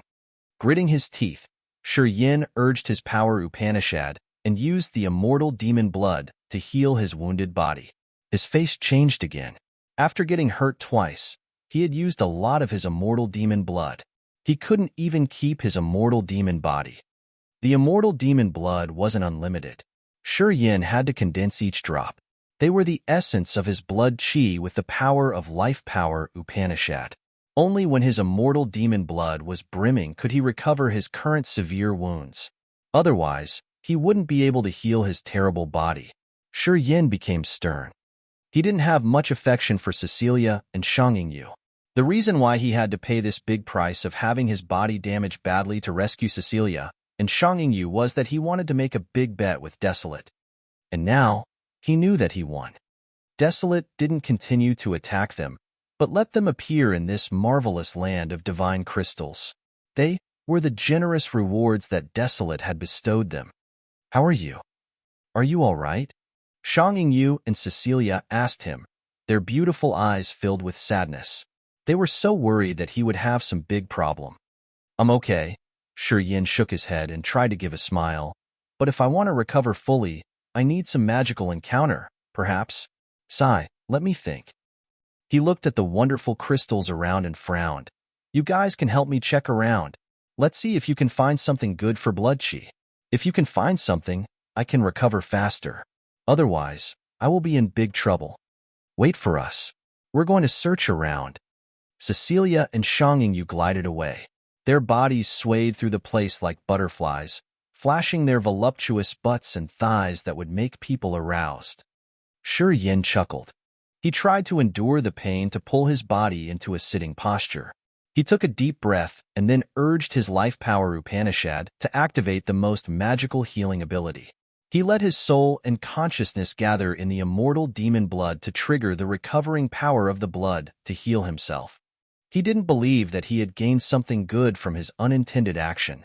Since he wanted to compete with Desolate, He had captured Cecilia's and Shang Yingyu's hearts, although he didn't intend to. From their expression and emotion, he knew that they had good feelings for him. Of course, it was still far behind the degree when they would sacrifice their lives for each other. However, the affection they had for him wasn't unreal.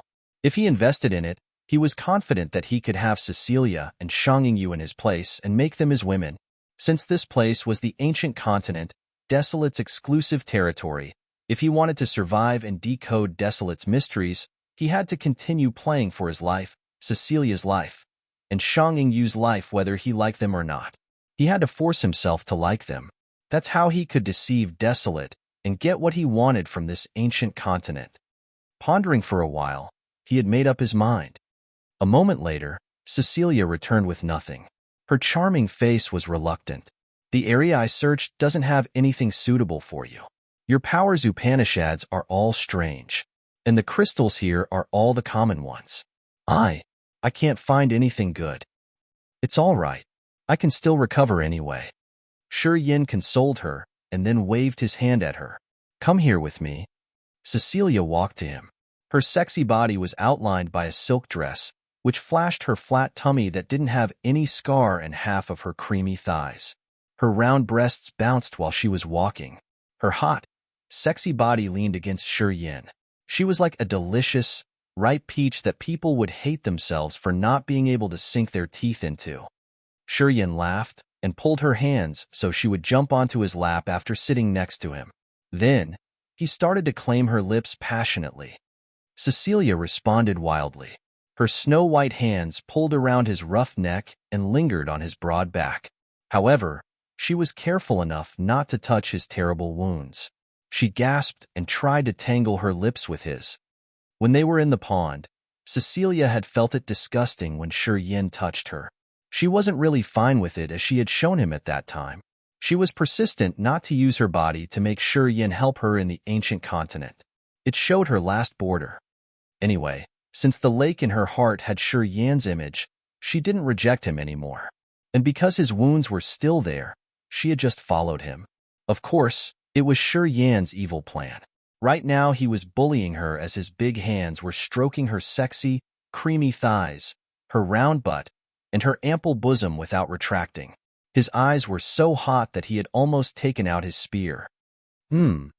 Cecilia's face was red as if blood could drip from her face at any minute. However, her blushing made her more seducing. She tried to push Shi Yin away, struggling to make some room between them. She told him off with the voice of the mosquito. Do you know where we are? If you want to do something, at least you have to wait until your wounds are recovered. Shang Yingyu will be back at any minute. Shi Yin smiled relaxingly. He didn't force the woman anymore. Looking at the charming Cecilia while she was enraged and embarrassed and had lust in her eyes, Shi Yin felt much better. He nodded and lowered his voice. Then you have to let me. When my wounds are healed. Cecilia bit her lips and nodded. She blushed and glanced at him. You bastard. You can't erase your lustful mind even though you are in such a condition. My hands are tied because of you. Shi Yin just laughed. Chapter 1167. Healing. Chapter 1167. Healing, _ a corner of the ancient continent. Harson, Mia, Yuman, and some members of the Charteris family were moving through an immense forest. They had just survived a lethal death trap. Harson was using the blood bone to locate Shi Yin. Mia, Yuman, and the others were exhausted, but they didn't complain. In this ancient continent, each step was dangerous, and they couldn't stay idle in a specific area. Harson led the group. All of a sudden, his brows twitched. He smiled evilly. I found him. Everybody was cheered up, and they looked at Harson. In that direction. It's a little far from us, but I'm sure that we can reach there in 20 hours. He's in a desert. I could even feel the heat there. Harson grinned fiendishly. To get the blood bones from me, he got hurt. He couldn't recover in a short time. As long as we find him, we will kill him, and I will take back the blood bones the Charteris family had refined. Then we should move now. Mia wore a cold face and she snorted. This man killed my entourage. He even robbed my 7-colored spirit flower and my 7-colored demonic flower. If I don't destroy him, I will never feel all right again." After they had navigated, they moved immediately and headed to the desert. Also in the forest but in another location, Audrey, Sha Zhao, Zhao Hai, Zhao Shan, Mo Fo, Wu Feng, and Wu Bai were walking to the holy mountain. They had found Mo Fo, Wu Feng, and Wu Bai 10 hours ago. Wu Feng's team had just gotten rid of the ice sculptures. Audrey found them, so they joined Audrey's team and headed to the holy mountain. Sha Zhao arched his brows and looked in the direction ahead of them. He said, "There's a desert ahead of us." Everybody looked at him bewilderedly and asked for more information. Because in this center, even Audrey couldn't use her soul consciousness to check the surroundings. How could Sha Zhao? "My name is Sha Zhao, which has the same pronunciation as desert. I was born and in the desert and I grew up there. The life goo I've been cultivating is the sandworm." Sha Zhao looked at the others and said confidently, "I'm so used to the smell and aura of the desert. My sandworm can sense the energy fluctuation and the familiar heat of the desert. Don't worry, my life goo won't make a wrong guess this time. Ahead of us is a desert." "So what?" Mo Fo asked as he didn't have a clue. "He's there." Sha Zhao smiled. Mo Fo, Wu Feng, and Wu Bai didn't understand him, but Audrey, Zhao Hai, and Zhao Shan were bewildered. They reacted immediately as they knew the one who Sha Zhao had referred to as he could only be one person they knew, Yin. "My life goo will be boosted marvelously when it comes near the desert because it was incubated and born in the desert. It can be said that my goo is the master of the desert, so it can sense what I can't." Sha Zhao explained, "He's there. My life goo remembers his aura. I'm sure about this." Audrey, Zhao Shan, and Zhao Hai hesitated for a while, but then they headed towards the area that Sha Zhao had pointed. They surprised Mo Fo, Wu Feng, and Wu Bai. They looked at Sha Zhao, Zhao Hai, and Zhao Shan skeptically. And then they realized that something had happened between Yin and these three. Otherwise, they wouldn't act like that. In this ancient continent, only joining hands would help them resist the God Clan and survive. That's why Mo Fo, Wu Feng, and Wu Bai didn't have any strange actions. They all followed the others. Under the desert where there were so many beautiful crystals, Yin was laughing and talking to Cecilia, making her blush.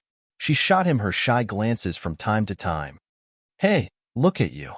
You are still so reckless even though you've gotten such wounds. I don't know how you've managed to survive until now." Cecilia was blushing, but she wasn't outraged. Her pretty eyes were smiling as she felt really sweet. "Hey guys, check what I found." Shang Ying's clear and cold voice arose from a distance. It seemed like she got something. Cecilia retracted her hand from Yan's hand. She looked awkward as she hastened to adjust her clothes. Right then, she sat upright as if nothing had happened between them. She lifted her head and asked, "What did you find?" Shang Yu wasn't as experienced as Cecilia. She couldn't see anything strange between the other two. She was still sinking in her joy. "Blood Essence Stone. It's the Blood Essence Stone. I found the Blood Essence Stone." She cheered and glided towards the other two. She stood by Yin and showed him around 10 strange, fist-sized stones. They looked like they had real blood inside. Cecilia's understanding of earth and heaven materials wasn't as good as Shang Yu's. At first glance, she looked confused. She didn't know how precious or magical the Blood Essence Stone was. Yin was shaken. He gazed at the Blood Essence Stones and sighed. "Turns out the mighty heaven does care about me. It's really good for you?" Cecilia was also excited. Her face cheered up. "Tell me, what can it do for this asshole?" The Blood Essence Stone is the original incipient grade material. To the Immortal Demon Clan, it's the best tonic. It can supply blood chi to help condense more immortal demon blood and make the process faster. Shang Yu beamed weakly and looked at Yin. "Am I correct?" Yu is right. The Blood Essence Stone is the top treasure to me. It can give me a speedy recovery. I've heard about this but never seen it with my own eyes. I heard that only the ancient demon continent has this kind of stone. I didn't expect to see it here. It seems like I will be healed soon." Yin grinned. Because his mood was so good, he fondly called Shang Yingyu by her name Yingyu. Shang Yingyu was always indifferent and cold. Hearing him addressing her dearly, her lukewarm face blushed. She became a little helpless and didn't know what to say. She fumbled and placed the blood essence stones in front of Shi Yin. She looked panicked as she took several steps back. She shivered and her mind was like a ball of cotton. She didn't know how to deal with this awkward situation. In fact, she hated Shi Yin a lot, even before they had entered the ancient continent. She had made up her mind that she would trouble Shi Yin a lot because he had seized her brother's chance to enter the ancient continent, and he had come to assist her and caught her in odd situations, which deepened the grudge she had against him. Everything had escalated quickly beyond her estimation. As she wanted to take revenge on the Bai family, she had unwillingly accompanied Shi Yin. Inside the invisible light cage, Shi Yin had taunted her and made her hate him more. Gradually, the longer she had stayed with him, the more mysterious she found that he was. Shi Yin was like a deep lake that she wanted to explore how deep it went. As things had changed, she had eventually accepted Shi Yin under the threat of the God Clan. She had grouped him with Mo Fo, Wu Feng, and the others. After some serious events, the way she treated him also changed. In the desert, while she and Cecilia were hopeless without a hand reaching over them, Shi Yin appeared out of nowhere. It was the first time he had touched her heart. Currently, Shi Yin had protected her regardless of his life. He was willing to let his body be smashed so she could be safe. It was a final arrow hitting her heart that left an image there. However, since she was a little girl until now, she had never had a feeling for any man. She also lacked experience in talking to men. Hearing him calling her dearly like that, she blushed and got flustered. She felt a little dizzy as she didn't know what had just happened to her. Instinctively, she dodged and didn't dare to look at him in the eyes. However, after thinking about it, she found out that she wasn't angry when he called her fondly like that. Quite the contrary, she felt a little joy. He called me so fondly but not Cecilia. Does it mean that I'm more important than Cecilia to him? Shang Yingyu thought. With these blood essence stones, my god body will be healed fast. Shi Yin threw Shang Yingyu a glance. She looked like she had a bunch of fawn running around. Yingyu, you're excellent. If it wasn't for you, I wouldn't be getting better soon. Shang Yingyu's face was tepid, but the corners of her mouth pulled into a curve of joy, her bright eyes twinkling. Cecilia smiled, but her eyes didn't. She glared at Shi Yin and said awkwardly, "Oh right, she's useful while I'm useless. I can't help you with anything." Shi Yin gave a reluctant dry cough and then said, "I need to recover using the blood essence stones now. You guys should collect all the crystals here. We shouldn't give this good chance to anybody else." The two women were stirred up listening to him. Since his situation was stable now, they didn't need to worry about him more. Their flames of desire for the treasures burned one more time. They regarded him and didn't wait for him to talk more. They rushed around like the two butterflies. They started to harvest the precious stones. Taking a deep breath, Shi Yin adjusted his mood to the best condition, picking up one stone from the other 10 lying in front of him. Boom! Immortal demon blood boiled in his body, as if it was stirring up the energy of the blood essence stone. The smaller crystals inside the blood essence stone looked like a blood diamond releasing abundant waves of energy. The immortal demon blood in his body ignited. Beams of magical, pure blood chi flooded in, fusing with the immortal demon blood in his veins. As soon as they had entered his veins, his demon blood condensed faster. It was almost instantaneous as one ruby drop was produced, and it gave him a marvelous feeling. It seemed like the blood essence stone had helped him urge the energy of his flesh body. It was just a small blood essence stone, but the energy it had sent him was endless. Shi Yin thought that he couldn't use it up this time. The blood essence stone was worth the top treasure and was most suitable for the immortal demon clan. The blood chi from one stone had brought him incredible energy. Shi Yin felt so good that he wanted to laugh out loud. The wounds in his body closed and healed at a speed that naked eyes could observe. However, it was several times faster than before. The cut veins were connected. The broken bones were fixed and become even tougher. His flesh wiggled and closed little by little, as if someone was sewing them all together. After a while, he looked intact without even a tiny scar. The immortal demon body was so marvelous.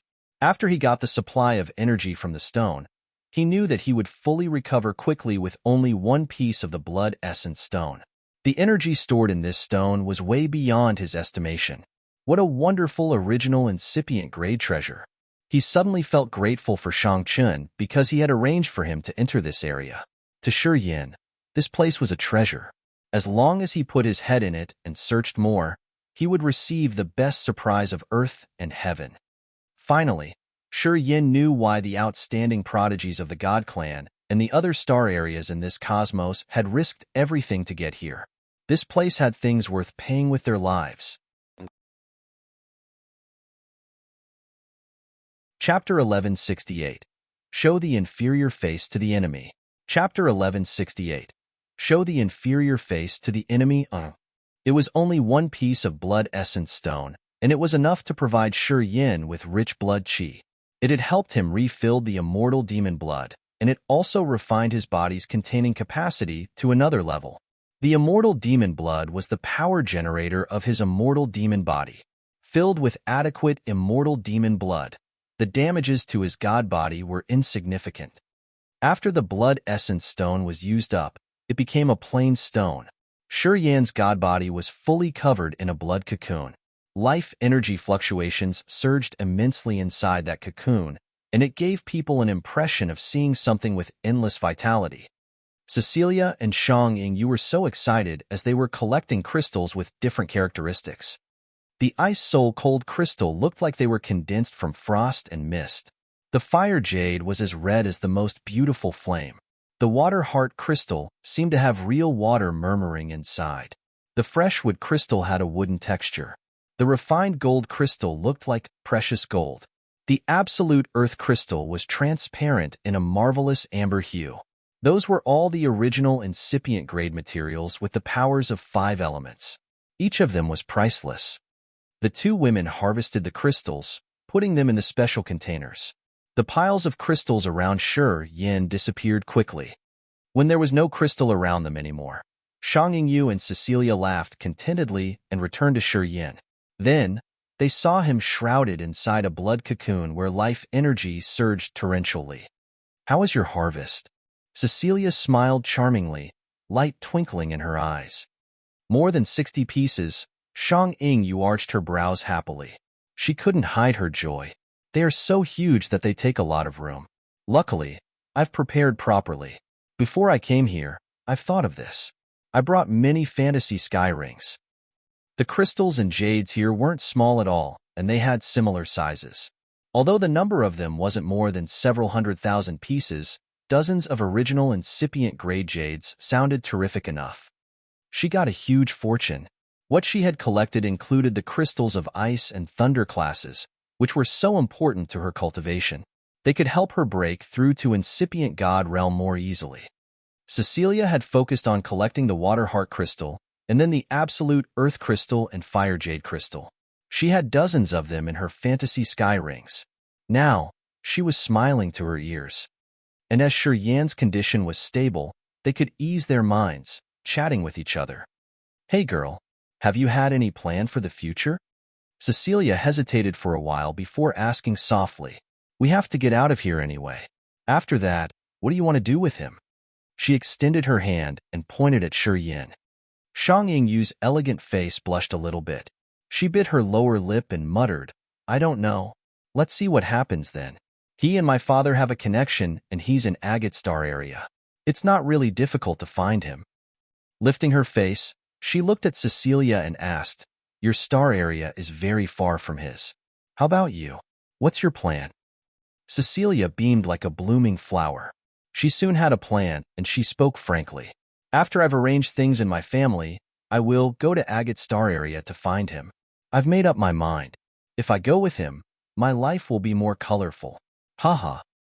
You can give up your family?" Shang-Ying was surprised. "After I've reached incipient god realm, I won't be too dependent on my family. With these treasures, no matter where I choose to stay, I can live a better life," said Cecilia relaxingly. Shang-Ying showed her respect. She looked at Cecilia with admiration. Swish! The blood cocoon covering Shi Yin was torn, its pieces turning into blood-red powder and scattering. Shi Yin appeared naked. His lean, beautiful-built body emerged as if each of his muscles was carved by the most skillful craftsman. His god body looked like it was molded out of metal, which was full of the masculine attractiveness of a robust man. Shang Yingyu jerked back as she was startled. She didn't dare to look at him, her heart beating hard. She cursed him under her breath. Cecilia was much braver. Her beautiful eyes scanned Shi Yan's body as she smiled gently. Oh wow, not bad at all. It makes my heart beat faster. She laughed and threw a glance at Shang Yingyu, making the girl shyer. Hey, how are you? Cecilia asked tenderly and stopped teasing Shang Yingyu more. Shi Yin beamed. The blood essence stone is truly the most suitable divine material for the immortal demon warriors. Don't worry. After using the energy stored in one stone, I've fully recovered, and my immortal demon blood and my body are all improved. Listening to him, Shang Yingyu and Cecilia could finally ease their minds. Let's get out of here. Shi Yin lifted his face looking at the flaming red sky. They were under the desert on a hard rocky ground. It looked like a massive well dug deep into the earth. The wall of this well had many extruding rocks that which they could use to climb back to the surface. We have to go back there now? Cecilia discolored slightly. The desert has many scorching storms, and we can't get rid of them. I'm afraid. Shang Yingyu and Cecilia had been walking in this desert for a long time. They couldn't get out of it until Shi Yin had arrived. However, the area under the desert was quiet enough, and it wasn't affected by the stone and sand over their heads. She wanted to stay here for a while. It should be easy to get out of the desert now, Shi Yin smiled and explained, because the maze is solved. When he was using the blood essence stone to heal his body, he could feel a little change of the desert above his head. Sensing for a while, he knew that the barrier had disappeared. That's why he wanted to leave this area. Hearing him, Cecilia and Shang Yingyu were so thrilled. Then, Shi Yin and the two women used the extruding stones on the wall of this pitch to climb up to the desert. They reappeared in the middle of the desert one more time. We can finally get out of here. Shang Yingyu cheered. The holy mountain that used to be so far from them was now in their sight. They could even see the smaller peaks around the holy mountain. Apparently, they weren't illusions anymore. They were all real. You guys should use those original incipient grade crystals you got to recover. We will depart later. I will protect you guys while you're cultivating, said Shi Yin. The two women didn't babble. They sat down cross-legged next to him and used the water heart crystal and the icy soul cold crystal to take in the energy. As those crystals matched their powers Upanishad, it recovered their god power really quickly. Shi Yin could sense the energy fluctuations in their bodies surging and becoming torrential. It was the sign of gathering and producing god power. The original incipient grade materials with the same attributes with the warrior's power Upanishad were the purest source of energy in earth and heaven. To the warriors with matched power, those crystals were like big hearts that could pump them power and give them the essence of the power Upanishad. At the same time, they could use the crystals to create weapons. They could be deemed treasures for multiple purposes. Holding the water heart crystal and the icy soul cold crystal, Cecilia and Shang Yingyu quickly gathered their god power. Their skin started to glow, and it made them more beautiful. Shi Yin looked around and changed his visage right when he was about to sit down to cultivate. Harson is coming, he hissed. Cecilia and Shang Yingyu were filled with fear. They jolted up from their cultivation and looked at him with stern faces. It's all right. As I'm now at my peak condition, even if Harson comes here, he won't take anything good from me. Well, if they want to seize the chance and attack me, I'll show my weak face to them. Then, he urged his energy and made his face pale, concealing his energy fluctuation. His makeup made people think that he had consumed a lot of energy.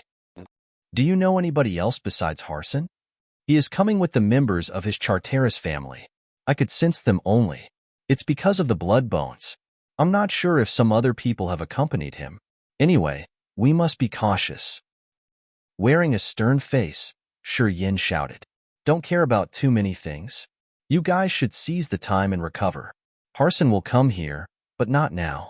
You must recover your energy to the peak. Then, we will meet them." The two women pulled themselves together. They resumed their absorption progress to take the energy from the original incipient-grade crystals. They had to refill their energy quickly. Yin wore a dark face as he waited in silence. Thoughts flashed in his head. Rattle, rattle. All of a sudden, he heard some tiny noises as if some insects were moving through the sand of the desert. Yin looked baffled. The ancient continent didn't have any spirit animals or insects.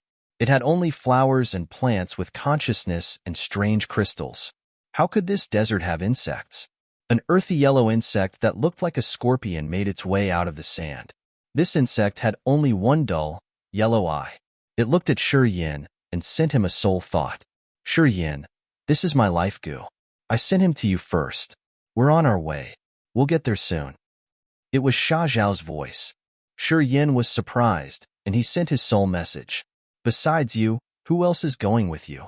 Audrey, Jiao Hai, Jiao Shan, and Mo Fo, and the Wu brothers. We're going with each other, answered Zhao. You guys slow down. If you come early, Harson's team won't dare to come. Yin contemplated for a while and then continued, You guys wait for my signal? Just stay by the edge of the desert. You can use the goo to locate me. Don't stay too far. We need to wait for Harson's team to fall into our trap. Zhao reacted. Understood. I'll notify them. Good. Yin smiled and stood up with a dark face. He looked in Harson's direction. He could vaguely sense the bloodthirsty desire from Harson's team. Apparently, Harson thought that Yin was still hurt, and he wanted to take this opportunity to kill him, giving him no time. When Yin sensed Harson's aura, he found the distance between Harson and him had been shortened rapidly. Harson's team was moving at their maximum speed. It seemed like they couldn't wait any longer. Good then. Yin gave a faint smile. He hadn't gathered all of Shan's blood bones yet. His chance was coming. Chapter 1169. The Icy World. Chapter 1169. The Icy World _ By the edge of the desert, Audrey, Jiao Hai, and Jiao Shan were looking at Zhao. They stood and waited for Zhao's news. After a while, Zhao opened his eyes and said in a low-pitched voice, I contacted him. Everybody was excited. He said that Harson's team was coming to kill him. He told us to stay here and not to act rashly. We need to wait for his signal. Zhao's eyes looked so sinister as he said, If Harson dares to come this time, we'll give him a fatal strike. Can you talk to him all the time? Asked Audrey. Of course. My life goo is next to him. I can see his move from time to time, said Zhao confidently. Audrey eased her mind and said coldly, That's good. We'll wait here. Just let Harson arrive first. Then, we will block their exit. Her line of sight moved to Mo Fo, Wu Feng, and Wu Bai as she asked indifferently, Do you have any idea? You shall decide everything, the other three agreed. Dash. In this dull world of yellow sand, Harson, Mia, Yuman, and the others moved like swift shadows, flashing and disappearing. Harson's body was so thin like a wicked demon. The murderous aura twirled around him, which looked real. He looked so dangerous. The warriors of the Charteris family were so ruthless and insane. Their energy fluctuated and matched with Harson's. We're almost there. Harson's cold and gloomy voice echoed.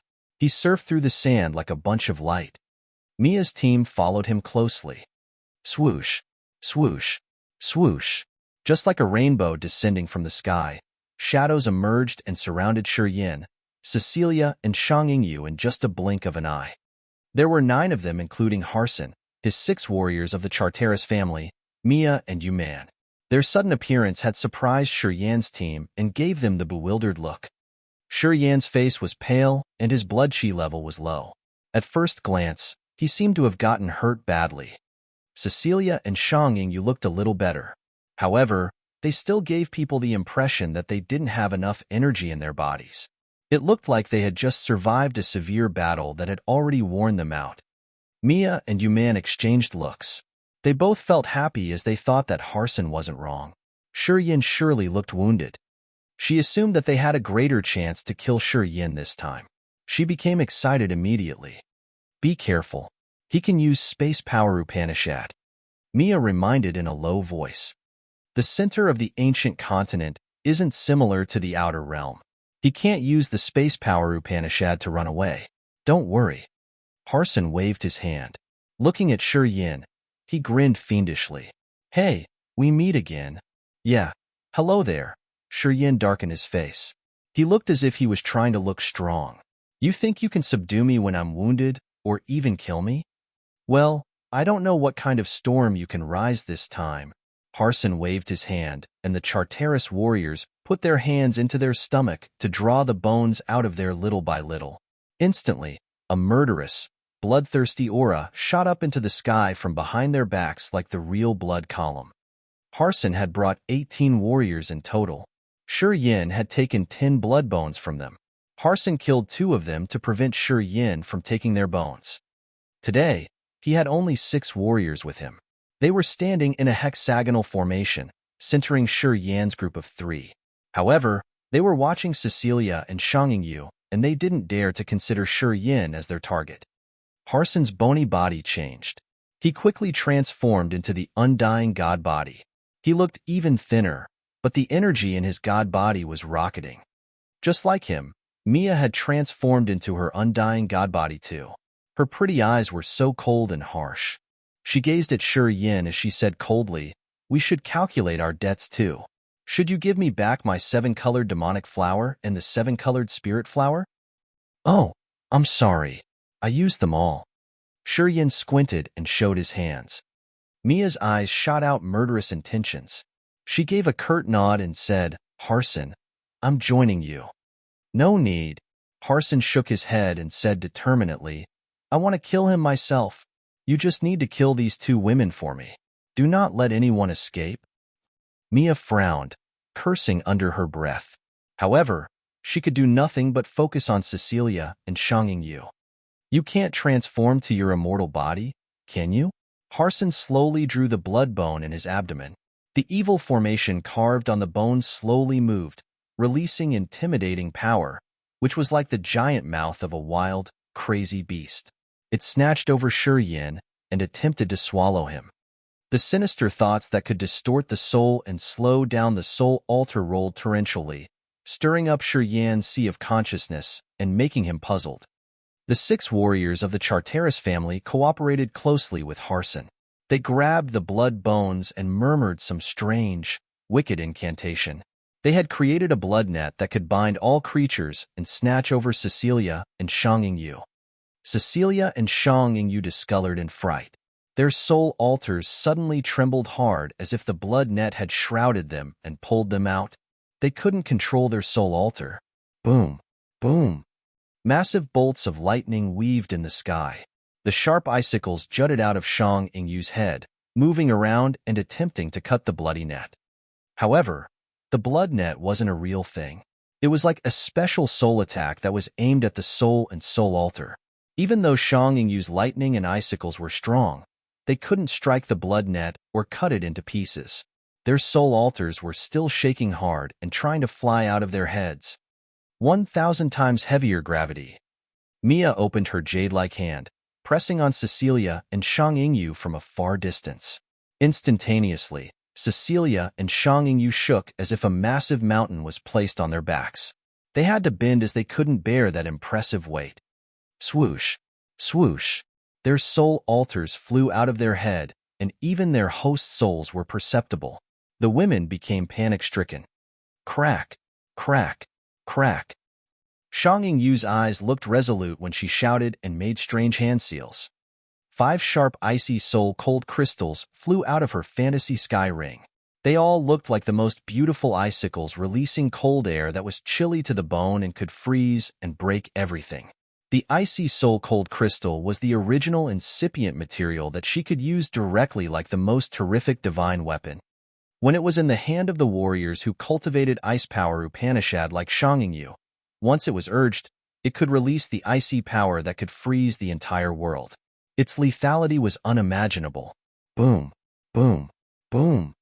Just like space here that was shattered, the gravitational field Mia had created dissolved. As soon as the icy energy of the icy soul cold crystal emitted, a cold white air diffused and froze the entire desert. The sand and big rocks were frozen, and they broke. The entire desert became an icy world at a speed that naked eyes could observe. Wherever the cold air passed by, the whole place changed. The blood net created by the Charteris warriors was covered by the cold white air. It was frozen and then shattered into tiny pieces of ice. Harson's 6 warriors had no color on their faces anymore. They retreated in fear. Mia and Yuman were fighting Cecilia and Shang Yingyu when they had to run away when the white air came over. They didn't dare to approach Shang Yingyu anymore. As Harson and Shi Yin were fighting fiercely, when the white air swarmed over them, they felt so chilled. They shivered, and in the next moment, they were frozen. Their veins and internal organs had become ice, turning them into 2 ice sculptures. Cecilia had the same consequence. She had turned into a crystal ice sculpture as Shang Yingyu's cold energy had crossed over her. After dozens of seconds, the entire desert had become a frosty world with a glacier and 3 ice sculptures. Only Shang Yingyu stood in the middle of this icy world, looking at the 5 icy soul cold crystal planted on the ground by her feet. She looked so terrified.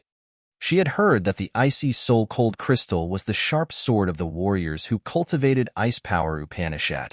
She knew that it had marvelous effects, and she could take its energy to improve her god power. She could also use her soul to study it and comprehended the ice power Upanishad. She could additionally use it to refine treasures or use it directly as a weapon. Her father had told her these things. The icy soul cold crystals were her main target coming to this ancient continent. However, as she had just triggered the power of the icy soul cold crystal, she knew that her father hadn't told her carefully about the real power of the icy soul cold crystal. The power of the 5 crystals was enough to turn the entire scorching desert into the world of ice. She had even frozen Harson and Shi Yin.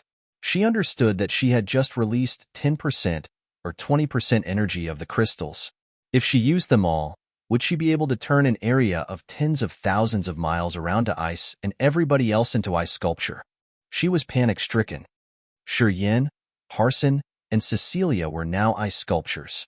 Mia, Yuman, and the 6 warriors of the Charteris family had seized the chance when the cold air hadn't reached them to run away at the fastest speed. No one had the guts to approach this area. She was baffled for a while, and then turned to Harson, who was frozen now. A cold light flashed in her eyes. Although Harson's entire body was frozen, his soul altar wasn't.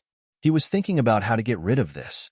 Seeing Shang Yingyu's cold eyes glaring at him, Harson's sea of consciousness surged powerfully.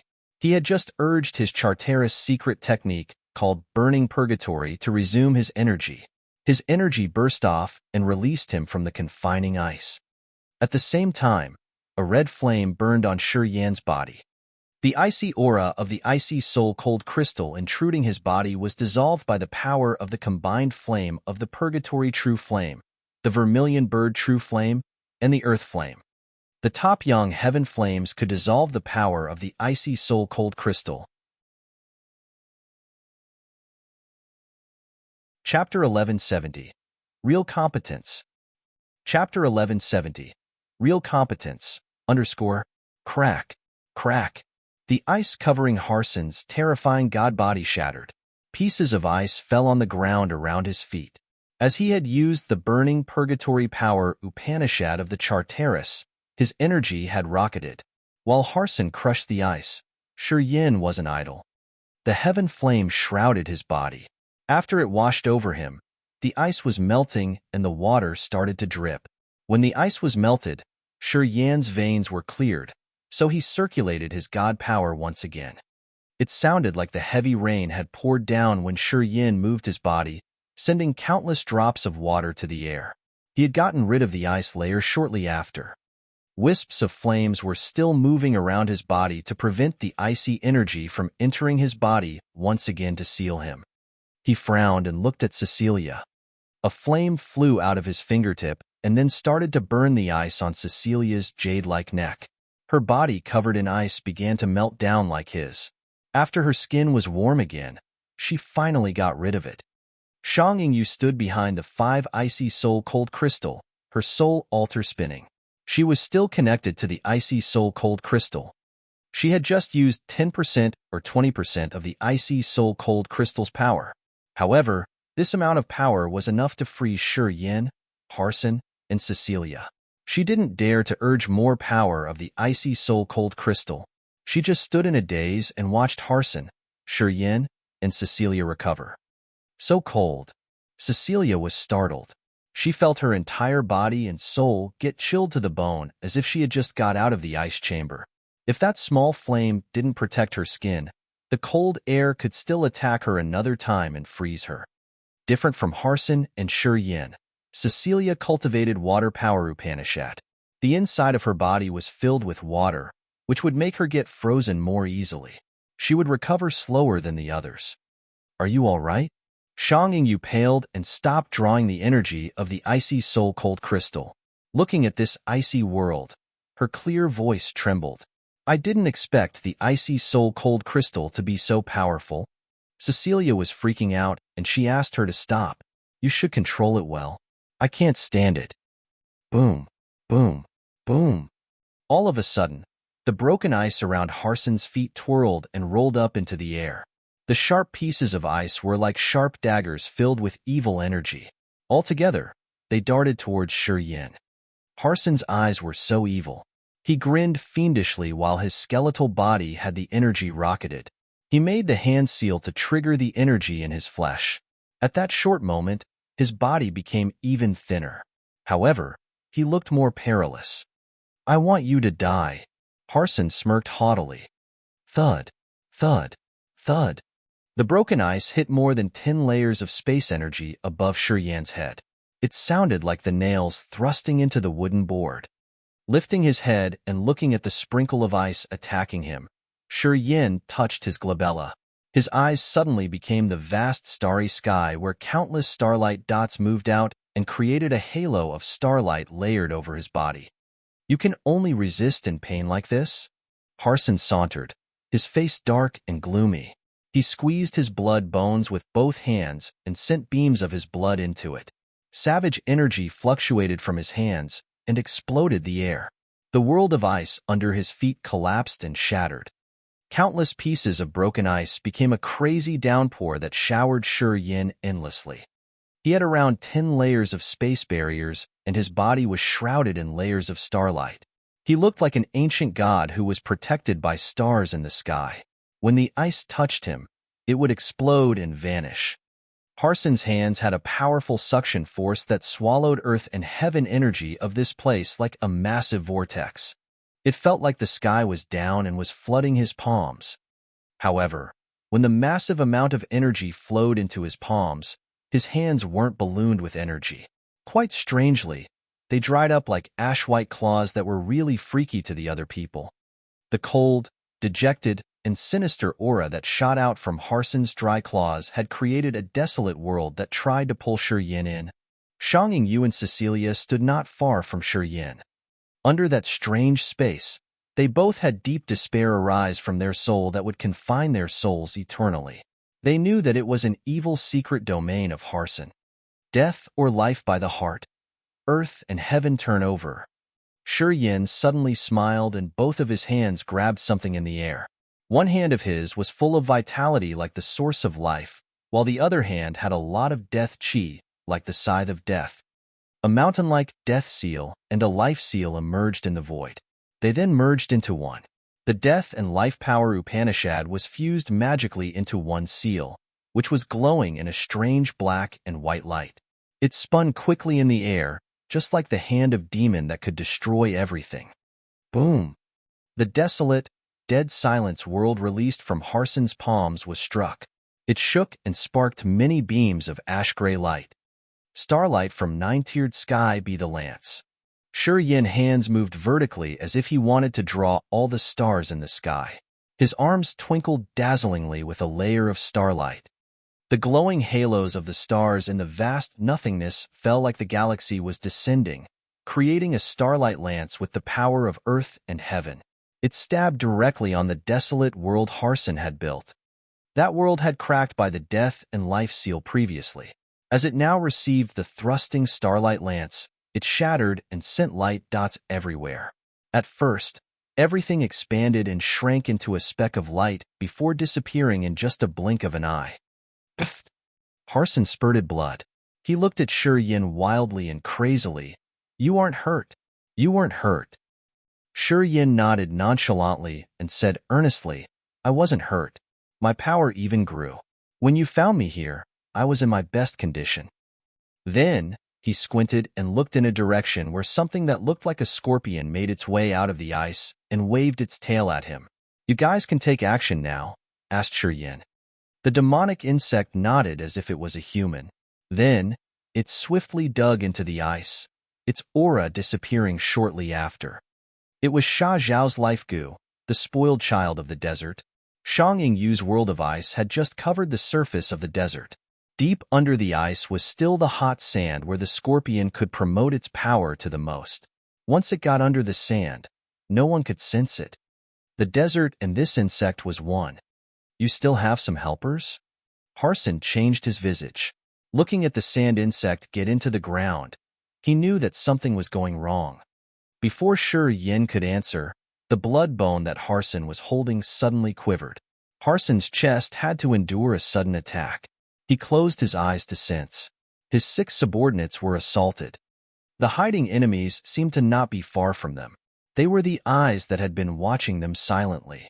As soon as Yin gave them his order, they would storm over to tear Harson's warriors apart. Harson understood now that Yin had deceived him. He was tricked. "You two go help Sha Zhao, Jiao Hai, and Jiao Shan. Leave this to me." Yin turned his head and nodded to Cecilia and Shang Yingyu. After hesitating for a while, he told Shang Yingyu, "Bring the icy soul cold crystal away. This toy is really dangerous. Next time, you have to be more careful." Shang Yingyu looked a little embarrassed. Her cold face blushed. She bit her lower lip and retrieved the icy soul cold crystal before running away. If Yin didn't have the flaming origin, she would have damaged Cecilia and Yin badly. Shang Yingyu felt a little guilty. "Be safe." Cecilia smiled and followed Shang Yingyu. She wasn't really worried because Harson was hurt now and Yin was still intact. If there was a winner for this battle, it wouldn't be Harson. "You think you can kill me?" Harson looked at Yin and asked Cecilia and Shang Yingyu to leave. His eyes became more bloodthirsty. At the same time, his body still had a lot of energy. He grabbed his blood bone and took a deep breath, trying to calm down. "It's good that you want to make an end with me. I think the same, you know?" "Oh right, we do need an end." Yin nodded and closed his eyes to sense and then said, "You should leave too." He looked in a direction. The sand insect underground sneaked out again. Then, it turned into a beam of yellow light that shot away from this area. It disappeared in just a blink of an eye. "Just the two of us here now." Yin stroked the blood vein ring, blood light twinkling in his eyes. His god body shriveled while the pale energy jutted out of his acupuncture points. Sharp thorns emerged from his body. Yin now had the immortal demon body. The blood vein ring flashed a blood-red halo. A gory sword emerged. The closed eyes on the massive sword slowly opened. The fearful, brutal, wild, and intimidating energy shot out of Yin's body, diffusing like a terrifying sea and covering the entire area where he and Harson were fighting. The sinister, murderous aura of earth and heaven from this sword was much more savage than the blood bone that Harson was clutching. Harson felt fear for the first time. He was baffled and he looked at the blood sword. He vaguely remembered that someone had told him about this word. However, he couldn't remember right now. The eyes on the bloody sword opened. The entire world seemed to turn into a world of blood. The sky and ground looked bloody when a bloodthirsty aura filled this world. Shortly after, it gave people the desire of murdering. Harson's negative desires were aroused. He felt right into madness. He couldn't think about anything, but he urged his burning purgatory and stormed towards Yin. "This is my real competence." Yin's eyes became as red as if they had blood drip out. The blood sword in his hand moved in a slash. A blood-red river appeared with many islets made of white bones, which vaguely created a formation. From a bird's view, people could see that those white bone islets had formed the blood clouds, which was the family crest of the bloodthirsty force. Chapter 1171. Resurrected? Chapter 1171. Resurrected, _ The blood sword came from the Chasm Abyss battlefield in Grace Mainland. It looked like it came from the sky, but in fact, it was the secret treasure of the master of the bloodthirsty force. The crimson eyes opened and Shi Yin deliberately cut the air. A blood river appeared in the sky with many bone islets that formed the shapes of bloody clouds. Shortly after, the river shrouded Harson.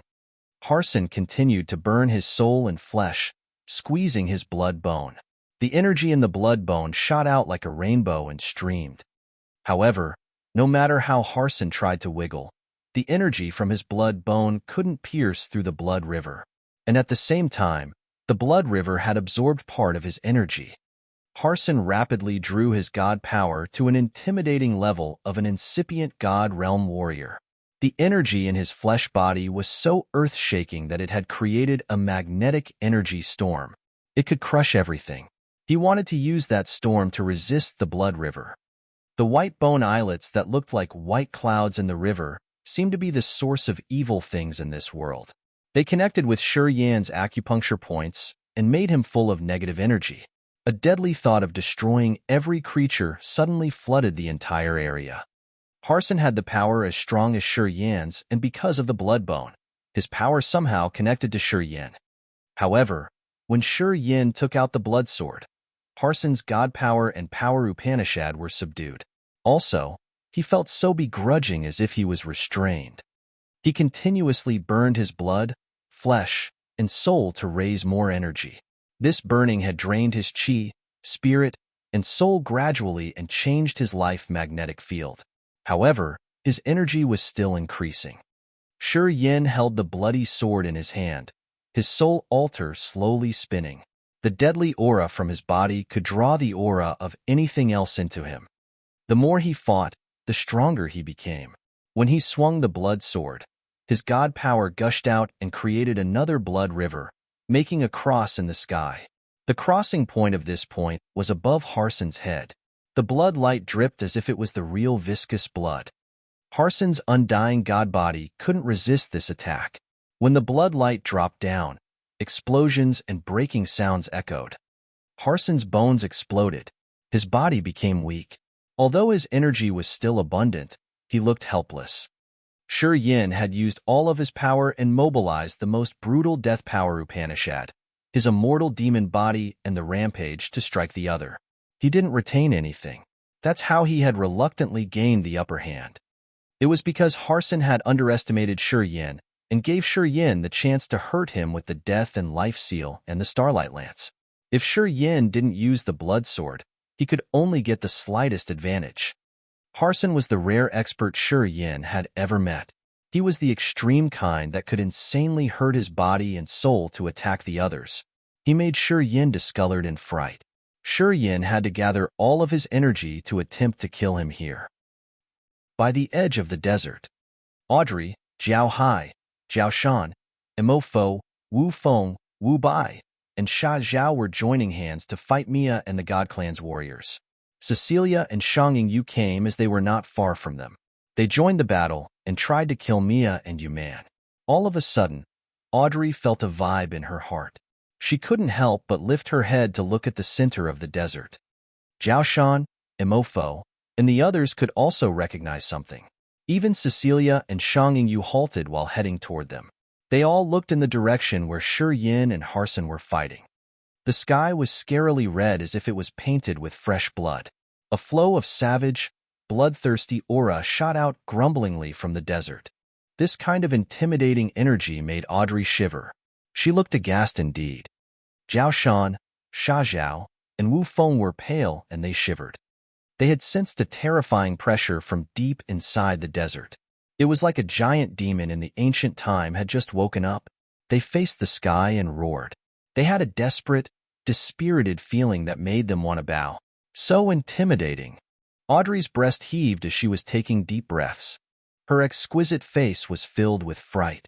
The battle between Harson and Shi Yin could reach such a degree. It was really earth-shaking. Everybody quieted down all of a sudden. Mia, you man, and the Charteris warriors also looked dark and solemn. They instinctively looked at the center of the desert in fear. Sha Zhao, what's going on over there? Your life goo is there. You should have gotten something, right? Wu Feng suddenly shouted. Audrey's pretty eyes immediately focused on Sha Zhao. Sha Zhao quieted down and closed his eyes to sense. Then, he shook his head. Rattle, rattle. A scorpion-like sand insect got out of the sand and flew into Sha Zhao's mouth. It looked a little scared. Shi Yin frowned and gave a forced smile. Shi Yin sent it away. I don't know what has happened there. Audrey was very surprised. She hesitated for a while and then said, You guys stay here and deal with them. I'm going there to check them out. He said that he wanted to fight Harson once. Please respect his decision. Shang Yingyu stopped her with a cold expression. We're here. It means that he didn't want anybody else to interfere with him. Please stay. Cecilia also nodded and glanced at Mia and the Charteris warriors. She said deliberately, When we left that place, Harson was hurt severely. If nothing unexpected happens, he'll die. Hearing her, Mia and the Charteris warriors grimaced. Audrey pondered and then nodded. She stayed at her spot. As Cecilia, Shang Yingyu, and even Sha Zhao's life goo were sent away, Audrey understood that Shi Yin had something that he didn't want anybody else to know. Thus, he had asked everybody to leave. Whether he was the immortal demon or a member of the bloodthirsty force, he had many secrets. If Shi Yin didn't want people to know or sneak on him, getting there would make him turn his back to her. Audrey understood it well. She wasn't persistent. She moved her focus on Mia's team once again. Then we just need to finish these. We have no objection. Jiao Shan, Wu Feng, and the others agreed cheerily. Cecilia and Shang Yingyu also joined the battle, teaming up with Jiao Shan's team to attack Mia and Yuman. Audrey looked at the desert and frowned. Then, she turned to Mia. Shi Yin will kill Harson. So, I'll kill you. Mia's eyes shot out strange light and said fearlessly, Although the Imperial Dark Tribe isn't ordinary, it's not easy to kill me. Let's try. As soon as Audrey's voice vanished, the Dark God Imperial Throne emerged and connected the underworld and this area. The wailing ghosts and departed spirits from the endless dark abyss roared and shrieked. They attempted to nibble Mia's soul altar. Dash! The center of the desert. As Harson was shrouded in the blood river, his blood and flesh were torn off his body and they sprinkled on the ground. He looked as if he was skinned alive, which was so miserable to see. Even though he was in such a situation, Harson was still crazy and ruthless. He was rolling and crying inside the blood river, trying to show Shi Yin his intimidation before he died. Shi Yin crazily poured his god power into the blood sword. He felt his energy was running out. The open eyes in the blood sword were using his god power massively, and the two blood rivers crossing in the sky was the energy of his entire body performed using the blood sword. To create the two blood rivers, Shi Yin had to use almost all of his energy, which had also drawn half of his negative energy.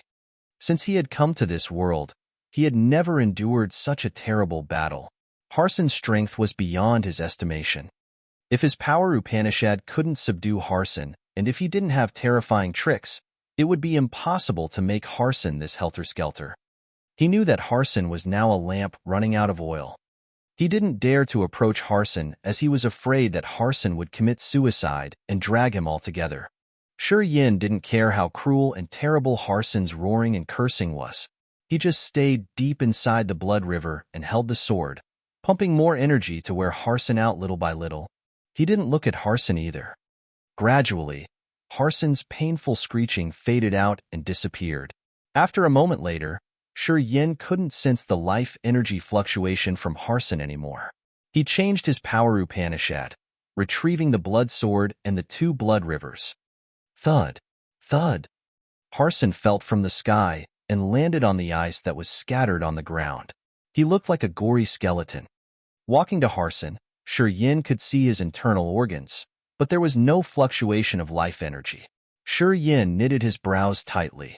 Although Harson's god body remained, his soul was burned down because he had madly urged the burning purgatory. That's how he was killed. Yan's thoughts changed. He extended his hand to grab the bone that Harson had clutched before he died. The blood bone from Shan flew to Yan. Swoosh! Swoosh! 2 pieces of the blood bone flew out from Harson's body. They were both from Shan's skeleton. One of them was the key bone that helped Harson control and made his subordinates die for him. This one had a special evil formation. Harson's soul energy had ceased. The drawings of the evil formation on the 3 bones faded to the point where they had almost disappeared. At the same time, the 6 members of the Charteris family who were fighting Audrey's group far from them suddenly had their heads exploded. Their soul altars shattered. The blood bones inside the bodies flew out and headed to the desert. Oh! While Yin was about to gather all the blood bones, his face changed. A divine light shot out from his eyes as he was gazing at the bone from Harson. A beam of energy arose from the blood bone, which had triggered Yan's blood vein ring and made it glow in the red light. Swoosh! The blood vein ring flew out of Yan's finger and was placed on that blood bone, gathering some kind of remnant energy from the blood bone. The last piece of its memory. Yin was shocked. His eyes brightened as he knew what was going on. Shan's bone had the last part of the blood vein ring's memory. After it had fused with that part of memory, the ring's spirit would be intact. While Yin was sinking in his thrill, his face changed again. He found out that the 10 pieces of the blood bone he had collected flying out of the blood vein ring were gathering with the other pieces of bone here. All were releasing a marvelous corpse chi. They were moving around Harson and entered his body. And the dead Harson was now covered in the thick, pure corpse chi. Magically, Harson's dried, bloody body was recovering rapidly. Harson's flesh was growing. Slowly, a drawing emerged on his glabella. It's the blood mark.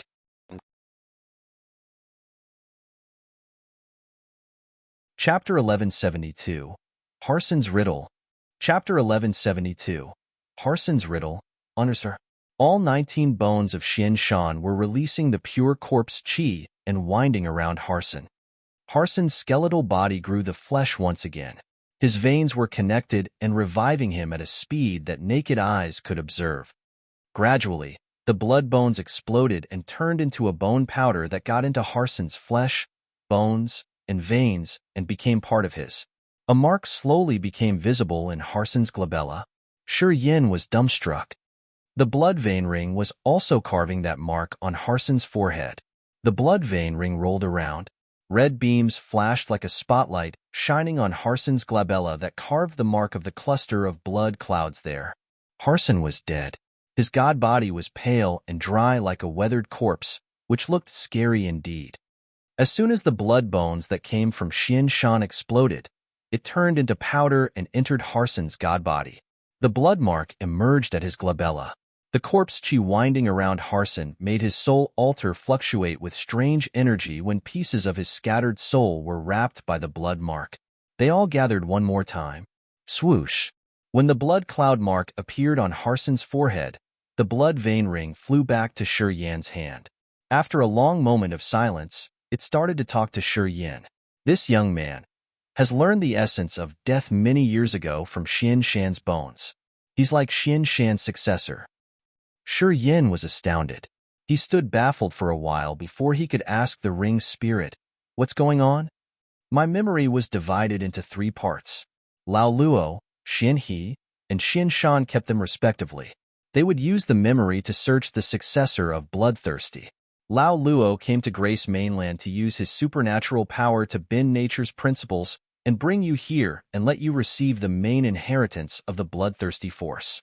He and Shan also held a part of the memory to find the heir for our master. However, receiving the master's inheritance could take place only in an ancient continent. He came to ancient demon continent, but he failed. Shan had the biggest guts. He came to the ancient god continent of the God Clan. He had broken the plan of the God Clan. Unfortunately, the Charteris family found him. Eventually, his soul and body perished. As the ring spirit's memory was gradually filled, the secret that had been hidden for years was slowly revealed. The blood vein ring was the life treasure of the bloodthirsty master. That year when their master had fallen, Lao Luo, Xian He, and Xian Shan had divided the memory of the blood vein ring into 3 parts. They then began to seek the most suitable candidate to impart their master's power Upanishad. Lao Luo found Grace Mainland. Xian He came to ancient demon continent, while arrogant Xian Shan plotted his plan in ancient god continent. Only Lao Luo succeeded. He had arranged the secret formation in Grace Mainland to bring Shi Yin, crossing the realms and falling into the blood pond to receive the inheritance. Xian He came to ancient demon continent. However, earth and heaven energy on this continent had already been diluted when he came. To create the formation to impart the inheritance of the bloodthirsty master, it required a lot of external factors including stars, the universe, space, and more. At that time, the ancient demon continent wasn't suitable to do that. Eventually, Xian He had to give up, and he left with a part of memory. Xian Shan was the bravest and yet haughtiest among the 3 of them. He directly went to the ancestral star of the god clan, ancient god continent, planning on robbing the origin of the continent and choosing the successor for his master here. Then, they could take the root of the god clan to revive the bloodthirsty force. Unfortunately, Xian Shan was exposed. The god clan had chased after him. When he had been damaged, the Charteris family had exploded his entire body and burned down his soul altar. Xian Shan was an extreme expert of the bloodthirsty force. Otherwise, he wouldn't have been eligible to keep one part of Ring Spirit's memory. Before his soul altar was shattered, he had condensed and imprinted his whole life attainment of power, Upanishad, and God power into his bones. Although his soul and flesh were gone, his skeleton hadn't exploded. He was afraid that the secret of the Ring Spirit would be exposed. Thus, he had sealed the Ring Spirit's memory in the bone in his chest, where he had carved the marvelous essence of his power Upanishad. The Charteris warriors wanted to kill Xian Shan utterly.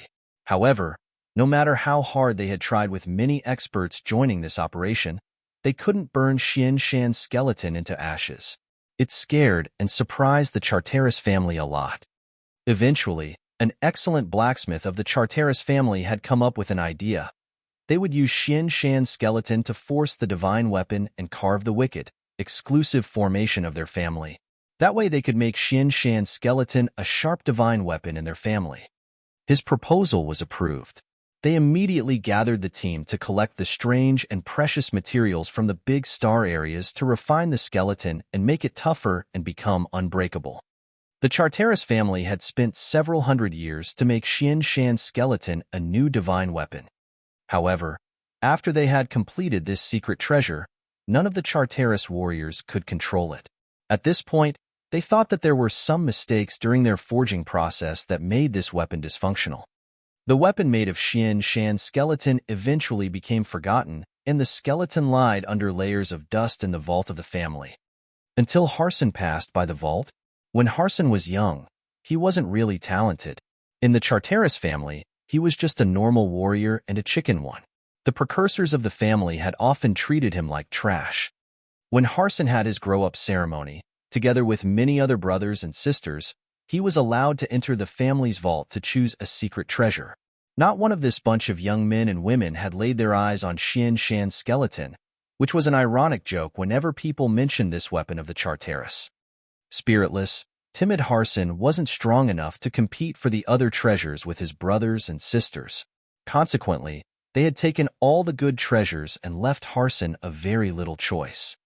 Abandoning himself to despair, Harson knew that he couldn't be outstanding in his family, so he decided to take 19 blood bones. Afterward, the family arranged for him to enter the death trap training court of the God Clan to cultivate. He got to know Mia there. They became friends. At that time, Harson was still timid. Mia had to take care of him all the time. In that death trap, Harson had been lost for a while. The dangers there had almost killed him. Harson went unconscious. He didn't know that when he was unconscious, the ring spirit sealed in the key bone of Xian Shan's skeleton had woken up quietly. It then planted a seal in his soul and flesh, and sent the everlasting will of Xian Shan, the extreme expert, into Harson's brain. After Harson woke up, he found that the 19 bones that used to be like trash were now part of his body. They became his most powerful divine weapons. From that day onward, wimpy Harson had changed earth-shakingly. In that death trap, Harson, the weakest warrior, had used his madness and brutality to rise, which made people clean their eyes to observe him once again. Eventually, he had surpassed Mia to become the winner of that deadly training. From that day onward, Harson seemed to have become another person. He had turned to be bloodthirsty, crazy, and extreme. Harson took the turn to take a savage revenge on anyone who used to insult him or mock him, whether they were his cousins or the outsiders. He became the new outstanding star of the God Clan. He even surpassed Haig. Finally, he became the seed warrior that the entire Charteris family had to care for and invest in. Until now, the elders of the God Clan only thought that Harson was forced to change when he was almost killed in that death trap. He had completely changed after that training course. No one knew that it was because the ring spirit had forcefully implanted the wild, strong will of Xian Shan into Harson's brain. It made the timidest kid of the Charteris family become the bold pride of the family. He was the brightest star that could compete with Haig of the God Clan. From that day onward, although Harson was a member of the God Clan, he was actually one of the bloodthirsty force's warriors. The ring spirit understood that it had to cover this secret. It didn't even talk to Harson and just hid in Harson's bones to check his development. It had never appeared or spoken to Harson. Harson's change was considered the most successful case of a weak one becoming strong in the God Clan. It had encouraged the God Warriors, though. Many young men and women of the God Clan had idolized Harson and had spread his legend. Xian had finally finished it. That year, when they had divided the Blood Vein Ring's memory into 3 parts, only Lao Luo, Xian Shan, and Xian knew this secret. The other chiefs could guess, but they didn't know the details. Xian knew that his blood younger brother was killed on ancient God continent. He knew that the Charteris family had killed him, and he also knew that his bones had become the dangerous weapon that the Charteris family had spent hundreds of years to refine. After that, he guessed that the part of the memory that his brother had kept were hidden in his skeleton. Since the Charteris family couldn't break his bones after his body and soul had perished, it had to have some meaning here. Many chiefs of the other branches of the bloodthirsty force didn't know the secret hiding in Xian Shan's bones. Only Xian, who also kept a part of the memory, knew their appointment, and he could somehow guess it precisely.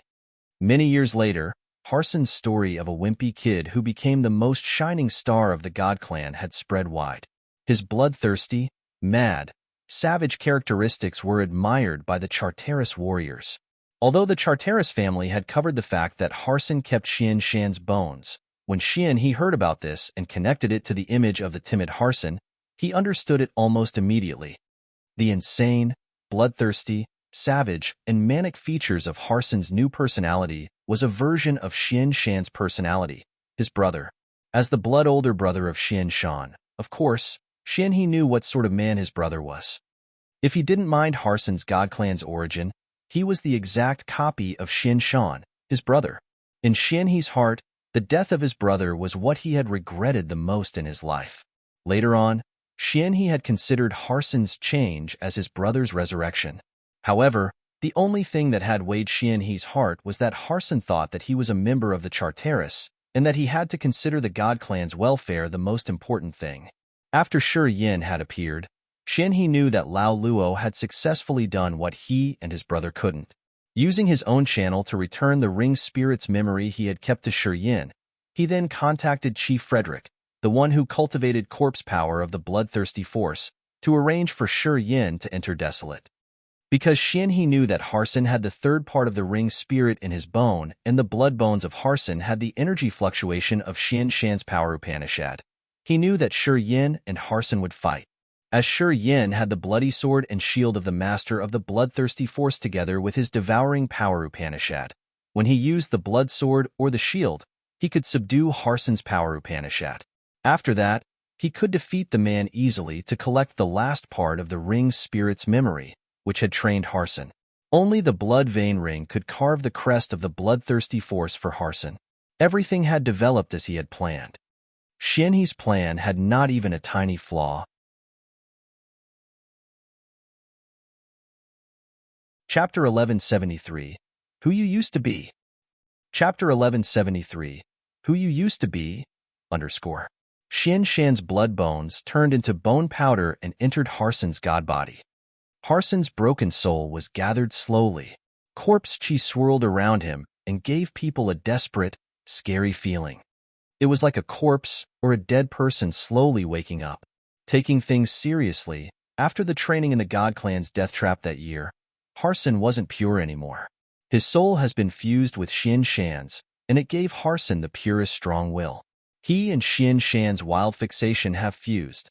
The ring spirit's voice didn't have any emotion, as if it was just narrating some simple facts. Besides Death Power Upanishad, Xian Shan had mastered using the corpse chi that Frederick controls, the ring spirit narrated. The Charteris family had only urged the brutal death power in Xian Shan's skeleton. They couldn't force the other energy of his. Today, this energy and the bone powder have entered Harson's body. When he wakes up, he will be much stronger. So he's alive or dead? Is he the member of the God Clan or the Corpse Clan? Shi Yin was surprised. He's still Harson. After the death energy in Xian Shan's skeleton is used up, the corpse chi will appear. Of course, the dead will become corpses. However, death and corpse chi energy have something in connection. Only Xian Shan of the Bloodthirsty understood this essence that year. Because of that, he became a foreign race. That's how he was eligible to keep one part of my memory. The ring spirit didn't make it clear. After Harson wakes up, the corpse chi will fill him. He can use the burning Purgatory Upanishad to burn corpse chi to generate his life magnetic field. It will be the same with what he used to have. The reason why I chose Harson that year was because he's a member of the Charteris family that cultivated burning Purgatory Power Upanishad. I can't say what would be created when the death, corpse chi, and burning Purgatory Power Upanishads are combined. However, I had chosen Harson as the successor of the Bloodthirsty's master at that time to take care and nurture.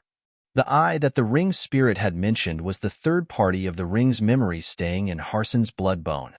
If you, a better option, hadn't appeared, Harson would have become my master and the successor of the bloodthirsty force. The reason why I had to divide into 3 parts was to prepare for every case. We don't want to hang me on only one tree. It turns out that we've made a right decision. Besides Xian He, who didn't find his luck, Xian Shan had succeeded in finding Harson. Although he wasn't the best choice because of his soul and fate, we still have another option. I don't quite understand. Shi Yin shook his head. According to the ring spirit, Harson was a member of the God Clan, but he had fused with the Crazy Will, and as Shi Yin known, he was the new star of the God Clan. Shi Yin had fought with Harson, so he knew how intimidating Harson was. This young man was one of the rarest, terrifying enemies Shi Yin had ever encountered in his life. If he didn't have the blood sword, which had boosted his power, it was hard to say who would be killed. If the ring spirit had considered Harson a chosen one, it must have keen eyes. Harson was eligible. But why did the ring spirit say that Shi Yin was the best choice? When the Death Power Upanishad, the Corpse Chi Power Upanishad, and the Burning Purgatory Power Upanishad combined, even the ring spirit was terrified. When the ring spirit's memory was complete and could impart Harson the Devouring Power Upanishad of the bloodthirsty force, wouldn't he become invincible? Who could subdue him then? But why did the ring spirit choose him? Although he was always self-confident, when he faced Harson and got to know his power, Shi Yin still felt pretty strange. The inheritance of the bloodthirsty's master can be imparted to only the members of the 4 great races and in the ancient continent. The ring spirit continued calmly. Harson is a god warrior and you have immortal demon blood. You guys are the same in this aspect. You were born in Grace Mainland and Harson was born in ancient god continent. It's not really different. However, there's one thing that distinguishes you two. It's also the reason why you are the successor of the bloodthirsty master. Please tell me, asked Shi Yin earnestly. Although you have the immortal demon blood in your body, your soul is. The ring spirit paused for a while. You know how you came here better than anybody else? Who you used to be before you had entered this body. Sure Yin was shaken. He looked panic-stricken. Of course, he knew who he used to be and why he had descended to this world. However, that year, he was an extreme athlete. He didn't belong in this universe. He thought that he was dead in an adventure, his soul sinking. When he woke up, he found himself inside a dark cave of grace, mainland in the body of another Sure Yin. He had become another man from that day. Sure Yin thought that no one in this world could know this secret of his. He had never thought that when the three memory parts of the ring's spirit reunited, it could expose him quickly and make him feel naked like that. It scared him out of his wits. Don't worry. We've chosen you. Lao Luo and I had exerted our efforts. We didn't regret using the origin of Grace Mainland to bring you here from another universe. Of course, we won't hurt you. If we hadn't used the origin, Grace Mainland wouldn't have drained its energy that fast. Since he had to guide you here from another universe, Lao Luo was dead because of his exhausted energy, said the ring's spirit indifferently. After the ring's spirit had its full memory, it didn't conceal information anymore. It began to explain to Sure Yin the reason why you were the best choice and the reason why you were chosen by the bloodthirsty force is that your soul doesn't belong in this universe. It's the main reason why Harson could never be compared to you. Pausing for a while, the ring's spirit continued, since your soul doesn't belong in this universe, it means that rules and principles of this universe can't bind you. Because your soul wasn't born in this universe, you are able to cross any barriers of this world. What our master couldn't do that year, you could do it all. It's because you can break all the rules and principles. It's the reason why Harson couldn't be compared to you. His soul was born in this universe. His soul was shrouded by the principles of the cosmos that nothing could free him. The blood vein ring slipped on his finger once again and emitted immense red light. He stroked the ring while his soul listened to the ring's spirit. He stood there in a daze and said nothing for a long time. Until now, he had thought that his soul coming to Grace Mainland was just something coincidental or unexpected.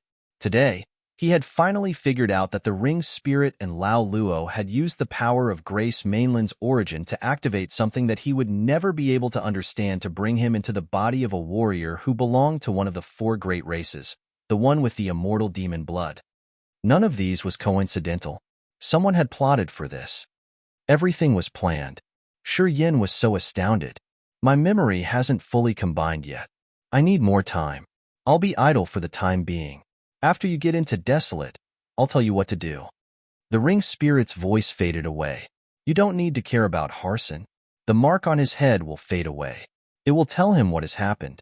He can still be a member of his Charteris family. He needs time to clear his head and know what he got. The God Clan won't spare his life, and he won't be willing to be under someone's control. He's predestined to be our warrior. The ring spirit's voice grew faint. The halo of the blood vein ring dimmed. Eventually, it quieted down.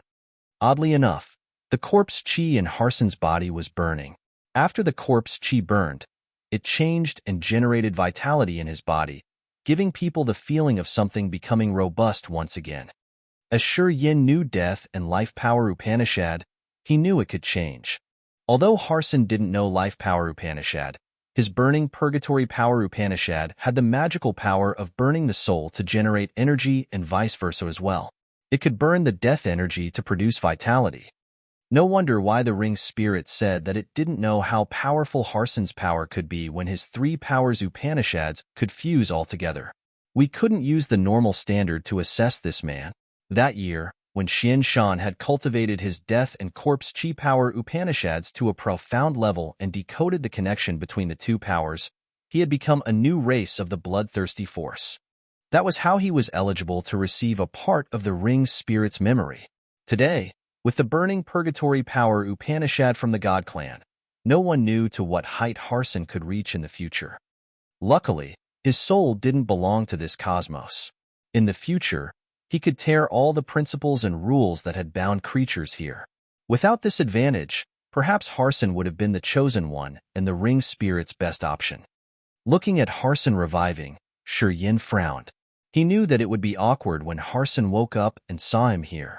Another battle would be inevitable. And now, Harson had been imprinted the mark of the blood cloud. which certified his membership of the Bloodthirsty Force. At the same time, Shi Yin was the current leader of the Bloodthirsty Force. When Harson had made up his mind, he would be Shi Yin's subordinate. As things were all set, Shi Yin didn't need to care about them so much. Studying Harson for seconds, he smiled frankly and then left. After he had left, Harson woke up, his face baffled. He looked so confused when he sat up and mumbled to himself, "Weren't I just dead?" The mark flashed on his forehead. Images appeared in his brain.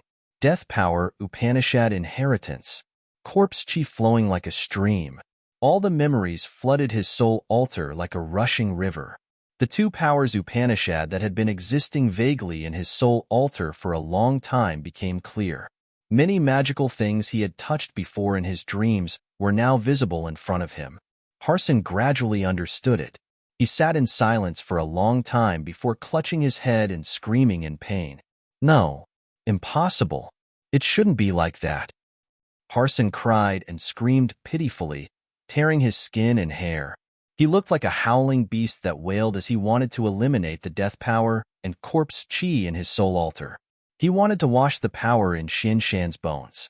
He couldn't accept all of these. He had always considered the Charteris family his pride and glory. He had set his mind to kill Haig and become the next leader of the God Clan. He deemed the Bloodthirsty his mortal enemy, and the Immortal Demon Clan, the Heavenly Monster Tribe, and the Imperial Dark Tribe his rivals. All of a sudden, he was resurrected from death, and he found that everything was tumbled upside down. What he had believed in for years was shattered. He had become the archenemy that he had pledged to kill. Harson collapsed. Harson screamed and cried, trying to harm his body and torture himself. He didn't want to accept all of these. He needed time to adapt to this tragic change.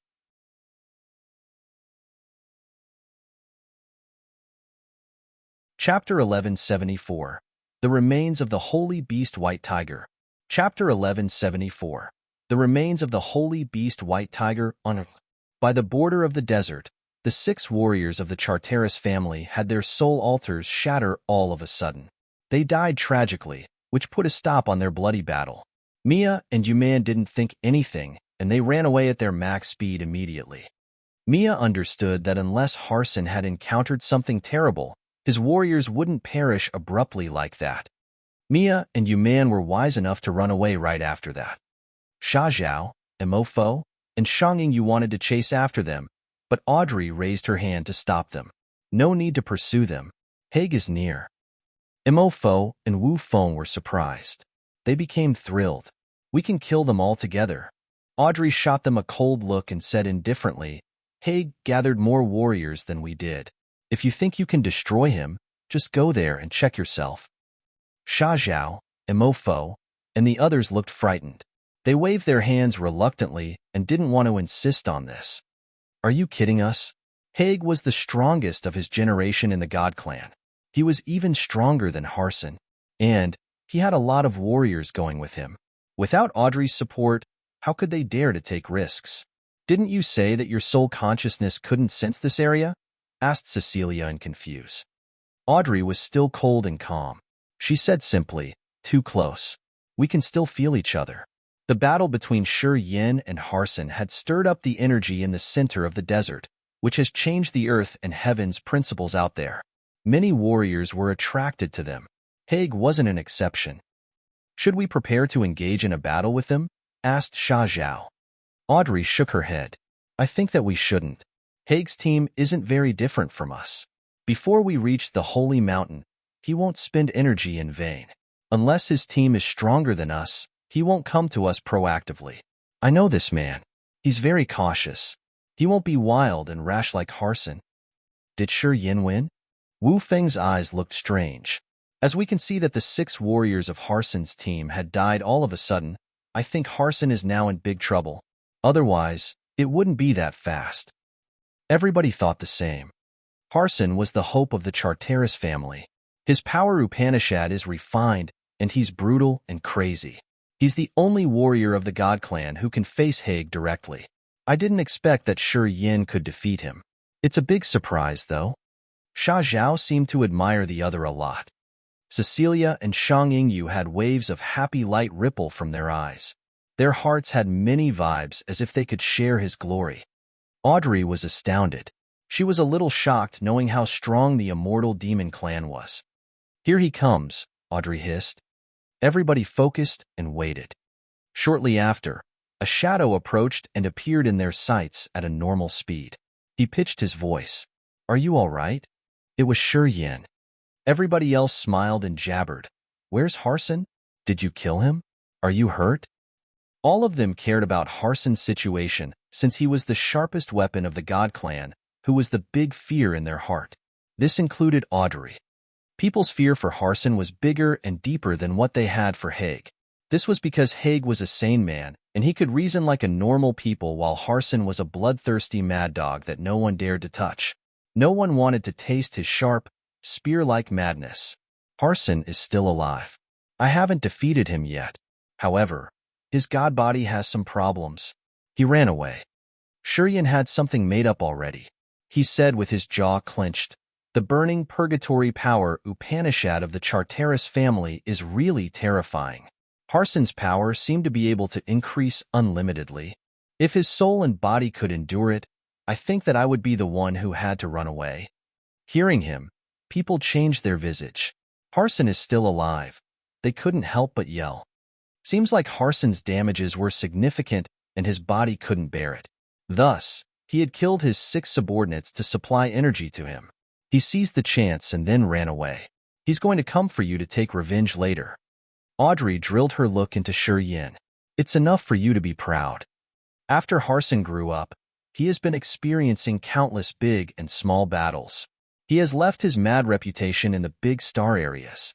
No one has ever heard that he had to run away because he couldn't resist the enemy. You could force him to run away. Your reputation would spread throughout the cosmos. Listening to Audrey, people then looked at Yin with more respect and admiration. The one who could force Harson to run helter-skelter would be the most talented warrior in the vast universe. He was eligible to resist Haig. In their minds, Yin's position had just leaped up. He was about to surpass Audrey for sure. Leave the desert. We're heading to the holy mountain in the center. Audrey observed the area and let out a low shout. People replied cheerily. Dash. Situated by the desert was a dark valley filled with strong howling winds. Mia and Yuman staggered and landed in this valley as if someone had guided them here. As soon as they landed, they felt a sudden chill as if some beast was watching their soul altar. A strong gust slapped over and cleaned the thick mist in the valley. Haig, Phelps, and around 10 warriors of the God Clan appeared. "Haig," Mia hissed. Haig nodded and said coldly, "Has something unexpected happened to Yin?" He could feel the heat from Yin and Harson's fighting in the center of the desert. The earth-shaking energy changed due to their battle, and it attracted other warriors who came and checked. "Harson, I think he's over." Mia frowned painfully. She tried to talk while hiding the pain. His 6 troopers died instantly. Their soul altars shattered. It means that Harson has encountered something unexpected. Perhaps he was dead already. Phelps, Peyton, and the other warriors of the God Clan discolored in fright. "We know something unexpected had happened, but I don't think Harson would be killed that easily." Haig pondered for a while and said with his brows knitted, "I've been competing with Harson for years. I know how strong and wild he is. Whoever wants to kill him, including me, has to pay the most disastrous price. Perhaps the god body was smashed." To that point, Haig paused for a while and then looked at the desert and said, "The one who fought with Harson still has full energy. He wasn't hurt. Thus, even though something had happened to Harson, I believe he's still alive. If Harson was killed, I'm afraid his opponent wouldn't be able to even move now." Haig understood the situation well.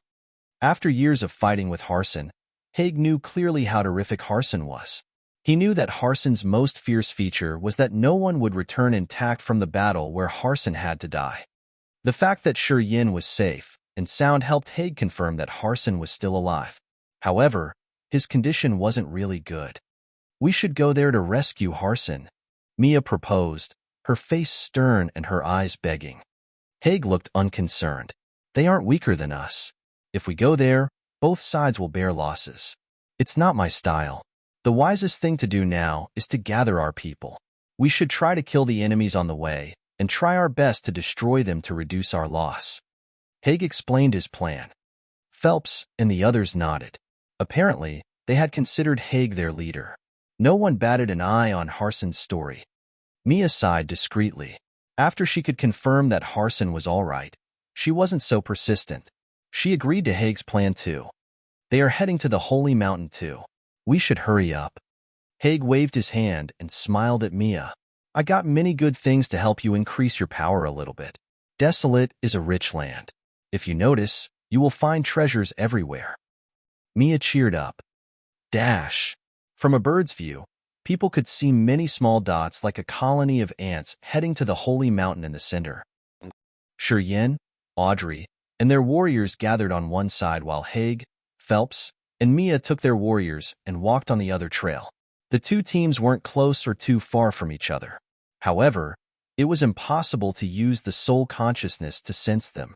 Anyway, if one team moved faster and the other team moved slower, they would encounter each other. Many warriors from the other clans were operating alone in the other areas. Regardless, every person was heading in the same direction. The Holy Mountain stood majestically in between the radiant rainbow and auspicious clouds. It looked so beautiful even though it stood still. It sparkled and waited for people to come and explore. There was a small dot, which was closest to the Holy Mountain. He was moving really fast though. If nothing unexpected happened, he was going to be the first one to enter the imposing mountain. That warrior was Songyun. Songyun was part of the first wave of warriors entering the center. As soon as they had stepped in, Songyun separated from Cecilia and Shangyu and moved away alone. Yin, Audrey, Mia, Haig, Phelps, and the others had encountered battles or death traps, which delayed them for a while. However, as Songyun was heading to the Holy Mountain alone, he was ahead of all of them. Songyun's monster body was as tough as granite when he moved between the thorny bushes. He wasn't afraid of the hooked thorns from the bushes as he moved forcefully and brutally. His body was like a bulldozer that crushed the thorny bushes that could tear normal warriors apart. He was dashing like crazy. Being a member of the Heavenly Monster Tribe, one of the 4 great races, Songyun had shown his intimidating power of the Heavenly Monster Tribe. Songyun suddenly changed his direction and moved between the bushes. After traveling for several hours, he halted.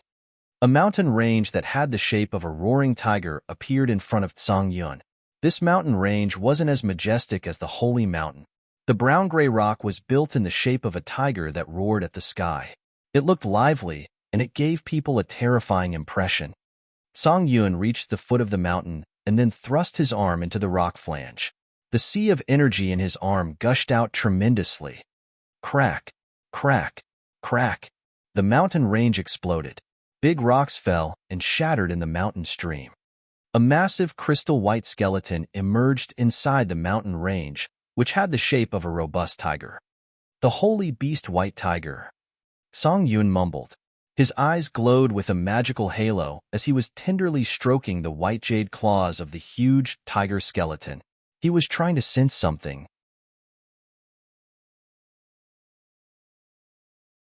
Chapter 1175. After 5 years. Chapter 1175. After 5 years, Azure Dragon, White Tiger, Vermilion Bird, and Black Tortoise were the 4 great holy ancestors of the Heavenly Monster Tribe. The Vermilion Bird and the Black Tortoise had fallen, and their remains were wandering around the vast sea of stars. Yin had met the Vermilion Bird's remains by chance. It helped his Vermilion Bird True Flame evolve. The Black Tortoise's skeleton now belonged to Zwashur, and it turned into her seal of power. At the same time, no one knew where the Azure Dragon and the White Tiger were. Today, in the center of the ancient continent, Songyun had found the White Tiger near the Holy Mountain. The skeleton of the beast was like a several thousand-meter-tall mountain range. It was fulgent in white, and it radiated beautifully like the white chalcedony. Still, the skeleton had maintained a fierce, bloodthirsty aura. The White Tiger was the killing star. The genealogical book of the Heavenly Monster Tribe had a detailed record of it. And the White Tiger was one of the branches of the heavenly monster tribe who held a similar position to the Charteris family of the God Clan or the immortal Demon Clan of Demon Clan. They were the best valiant warriors of these clans. Song Yun stroked the giant skeleton of White Tiger. His face had some subtle, magical changes in silence. Tiger stripes appeared on his skin. The word king, identifying the White Tiger branch, also appeared on his forehead. Song Yun was from the lineage of the holy beast White Tiger. As he fondled the white crystal bones, boiling energy fluctuations emitted from his monster body, just like a massive whirlpool that could swallow everything in this world. Streams of crystal white energy gushed out of the White Tiger's remains and slowly entered Song Yun through the palms of his hands, placed on the skeleton. The drawings on Song Yun's body rippled and surged like sea waves. He suddenly faced the sky and roared like a real tiger. His monster body changed immediately. He had transformed into a majestic tiger that was several hundred meters long. He had become the king of the animals in the forest, and he drew in the torrential energy from the chalcedony bones of the White Tiger. Beams of white light emitted from the holy beast White Tiger and fell on Song Yun's body like a dense sprinkle. Song Yun's blood chi became brimming. It looked like he was taking in the immemorial inheritance to obtain the purest power and the power Upanishad of his branch. The holy ancestor White Tiger's remains turned from crystal white to gray white. As its energy was being taken out, it lost the halo gradually. The skeleton cracked as if it couldn't remain tough any longer. In contrast to this, Song Yun had become more robust and imposing. He was filled with power that could help him tear all the flesh of any creature. He looked imposingly tyrannical, indeed. It was the imperial aura of the holy beast White Tiger. Song Yun was absorbing the energy from the White Tiger's remains. By the river flowing through a mountain stream, Shi Yin, Audrey, Cecilia, Shang Yu, Wu Feng, and the others were moving along the river and heading towards the holy mountain. Audrey had picked this trail, so no one had any other opinion. It was strange that since they had walked along this river in the valley, they didn't encounter any death trap. Everything was so smooth that it made people confused and afraid. Audrey didn't give them an explanation. They could only hold their doubts within. Everybody understood that as Audrey was the princess of the Imperial Dark Tribe, she must have a lot of knowledge about this ancient continent. Also, Audrey had mastered the abilities of the Soul Altar. She wouldn't bring people to a dead corner. Dangers are awaiting us ahead after we pass this area. If my ancestors weren't wrong, there should be a big lake over there that we can't walk around to pass. Otherwise, it will be much more dangerous, said Audrey all of a sudden. Everybody was perplexed. Our Imperial Dark Tribe will come to this ancient continent every 10,000 years. Many of my precursors had been here. Of course, most of them had explored the area and returned with nothing good. Only some of them had a significant harvest. Audrey pondered for a while before telling the details. The precursors who had visited this continent had recorded things that they had experienced. They wanted the next generations to explore more. People understood it now. In this vast universe, it was rare that the dominant force could keep their power without declining for a long time. It meant that the force or the family of Cecilia, Shang Yu, Wu Feng, and Mo Fo might not have existed tens of thousands of years ago. Thus, they knew the magical features of this ancient continent from others, or some special channels they had. However, they couldn't have any ancestor telling them the marvelous characteristics of this place. Tens of thousands of years ago, their ancestors weren't born yet. Anyway, the Imperial Dark Tribe was different. They were the strongest race in this world. They were the key characters of the cosmos in every era. Thus, the experts of the Imperial Dark Tribe were able to come to the ancient continent every time it opened. Throughout many generations, the precursors of the Imperial Dark Tribe had described the features of the ancient continent and gave instructions to their future generations. Thus, they could have better knowledge than anyone else on getting into this place, which made them different from ordinary warriors. That was why Audrey knew that Desolate has consciousness. She even knew its strange interest to give Shi Yin some advice. So, we should be more cautious in the coming time, right? Wu Feng asked with a heavy face. Correct, Mo Fo replied and frowned. He didn't walk more, his eyes scanning Jiao Hai, Jiao Shan, and the others as if he wanted to find some scouts. At this point, they all knew that it would be perilous to advance further. There would be a lethal death trap waiting for them. Thus, they became careful. No one wanted to walk ahead. Everyone hoped that someone would replace them to be the vanguard. All of a sudden, no one proactively stepped forward. Everybody halted. Audrey and Shi Yin knitted their brows. "You and your brother go ahead and make way for us." Shi Yin darkened his face and pointed at Wu Feng and Wu Bai, asking them to scout. "Why us?" Wu Feng's eyes changed and looked at Jiao Hai, Jiao Shan, and Sha Zhao sinisterly. "Why not them?"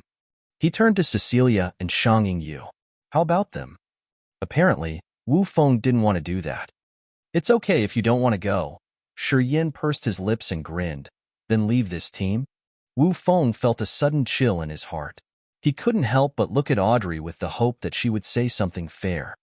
He understood that Cecilia, Shang Yu, and Shi Yin had something ambiguous. He also knew that Jiao Shan, Jiao Hai, and Sha Zhao had followed Shi Yin. During a moment like this, of course, Shi Yin would protect them to maintain his force. That was why he asked his brothers to take risks. Shi Yin had proven that his position and state could surpass most of the people here, and he was able to stand shoulder by shoulder with Audrey. Thus, he could only count on Audrey. Unfortunately, Audrey didn't give him face. "You brothers should go scouting. After 10 miles, Mo will take the shift. Then, we alter every 10 miles, said Audrey. In Audrey's eyes, only Shi Yin was strong enough to talk to her or bargain with her in this group. The others were all inferior creatures that weren't worth her time. Listening to Audrey, Wu Feng's face turned pitiful. He had no other choice. The two big bosses had agreed. They had no way to reject it. The two brothers put on faces that they would have when they attended a funeral. Since they didn't have any other option around, they started to walk ahead of the team, guarding and checking dangers for every people. Their existences were like sacrificing pawns. Shang Yu's eyes had a strange light twinkling. She eyed the Wu brothers and then Mo Fo with his wince. All of a sudden, she felt that the wind had changed. That year, when she had just entered the ancient continent and accompanied Shi Yin had only first sky of ethereal god realm. No one appreciated him. Sha Zhao used to want to finish her and Shi Yin at the same time. Thinking back to that time, she thought that the Wu brothers and Mo Fo were really tough to deal with. At the same time, she wanted to kill the Bai family's warriors too. It had been just 5 years. 5 short years. Today, Sha Zhao was filled with admiration and gratitude for Shi Yin. He always tried to protect Shi Yin's welfare, and he treated him as his leader. The Wu brothers also needed to follow Shi Yin's orders. And Shi Yin had killed all of the Bai family's warriors. Afterward, Shang Yu had a strange, yet new affection for Shi Yin.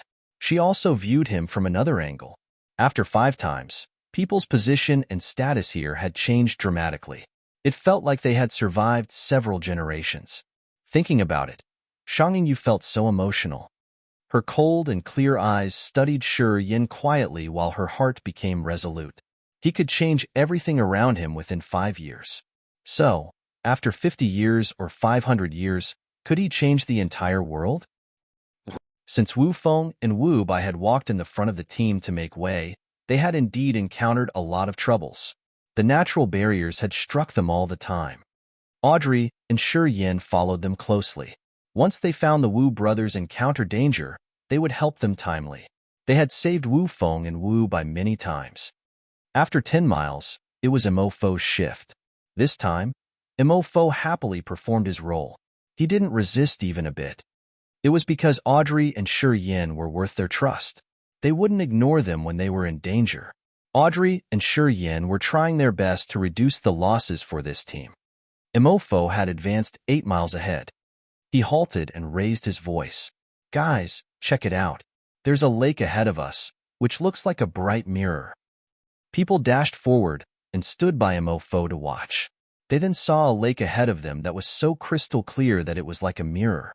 It didn't have a single leaf or a small fish. This lake had a strange, clear water that reflected some images.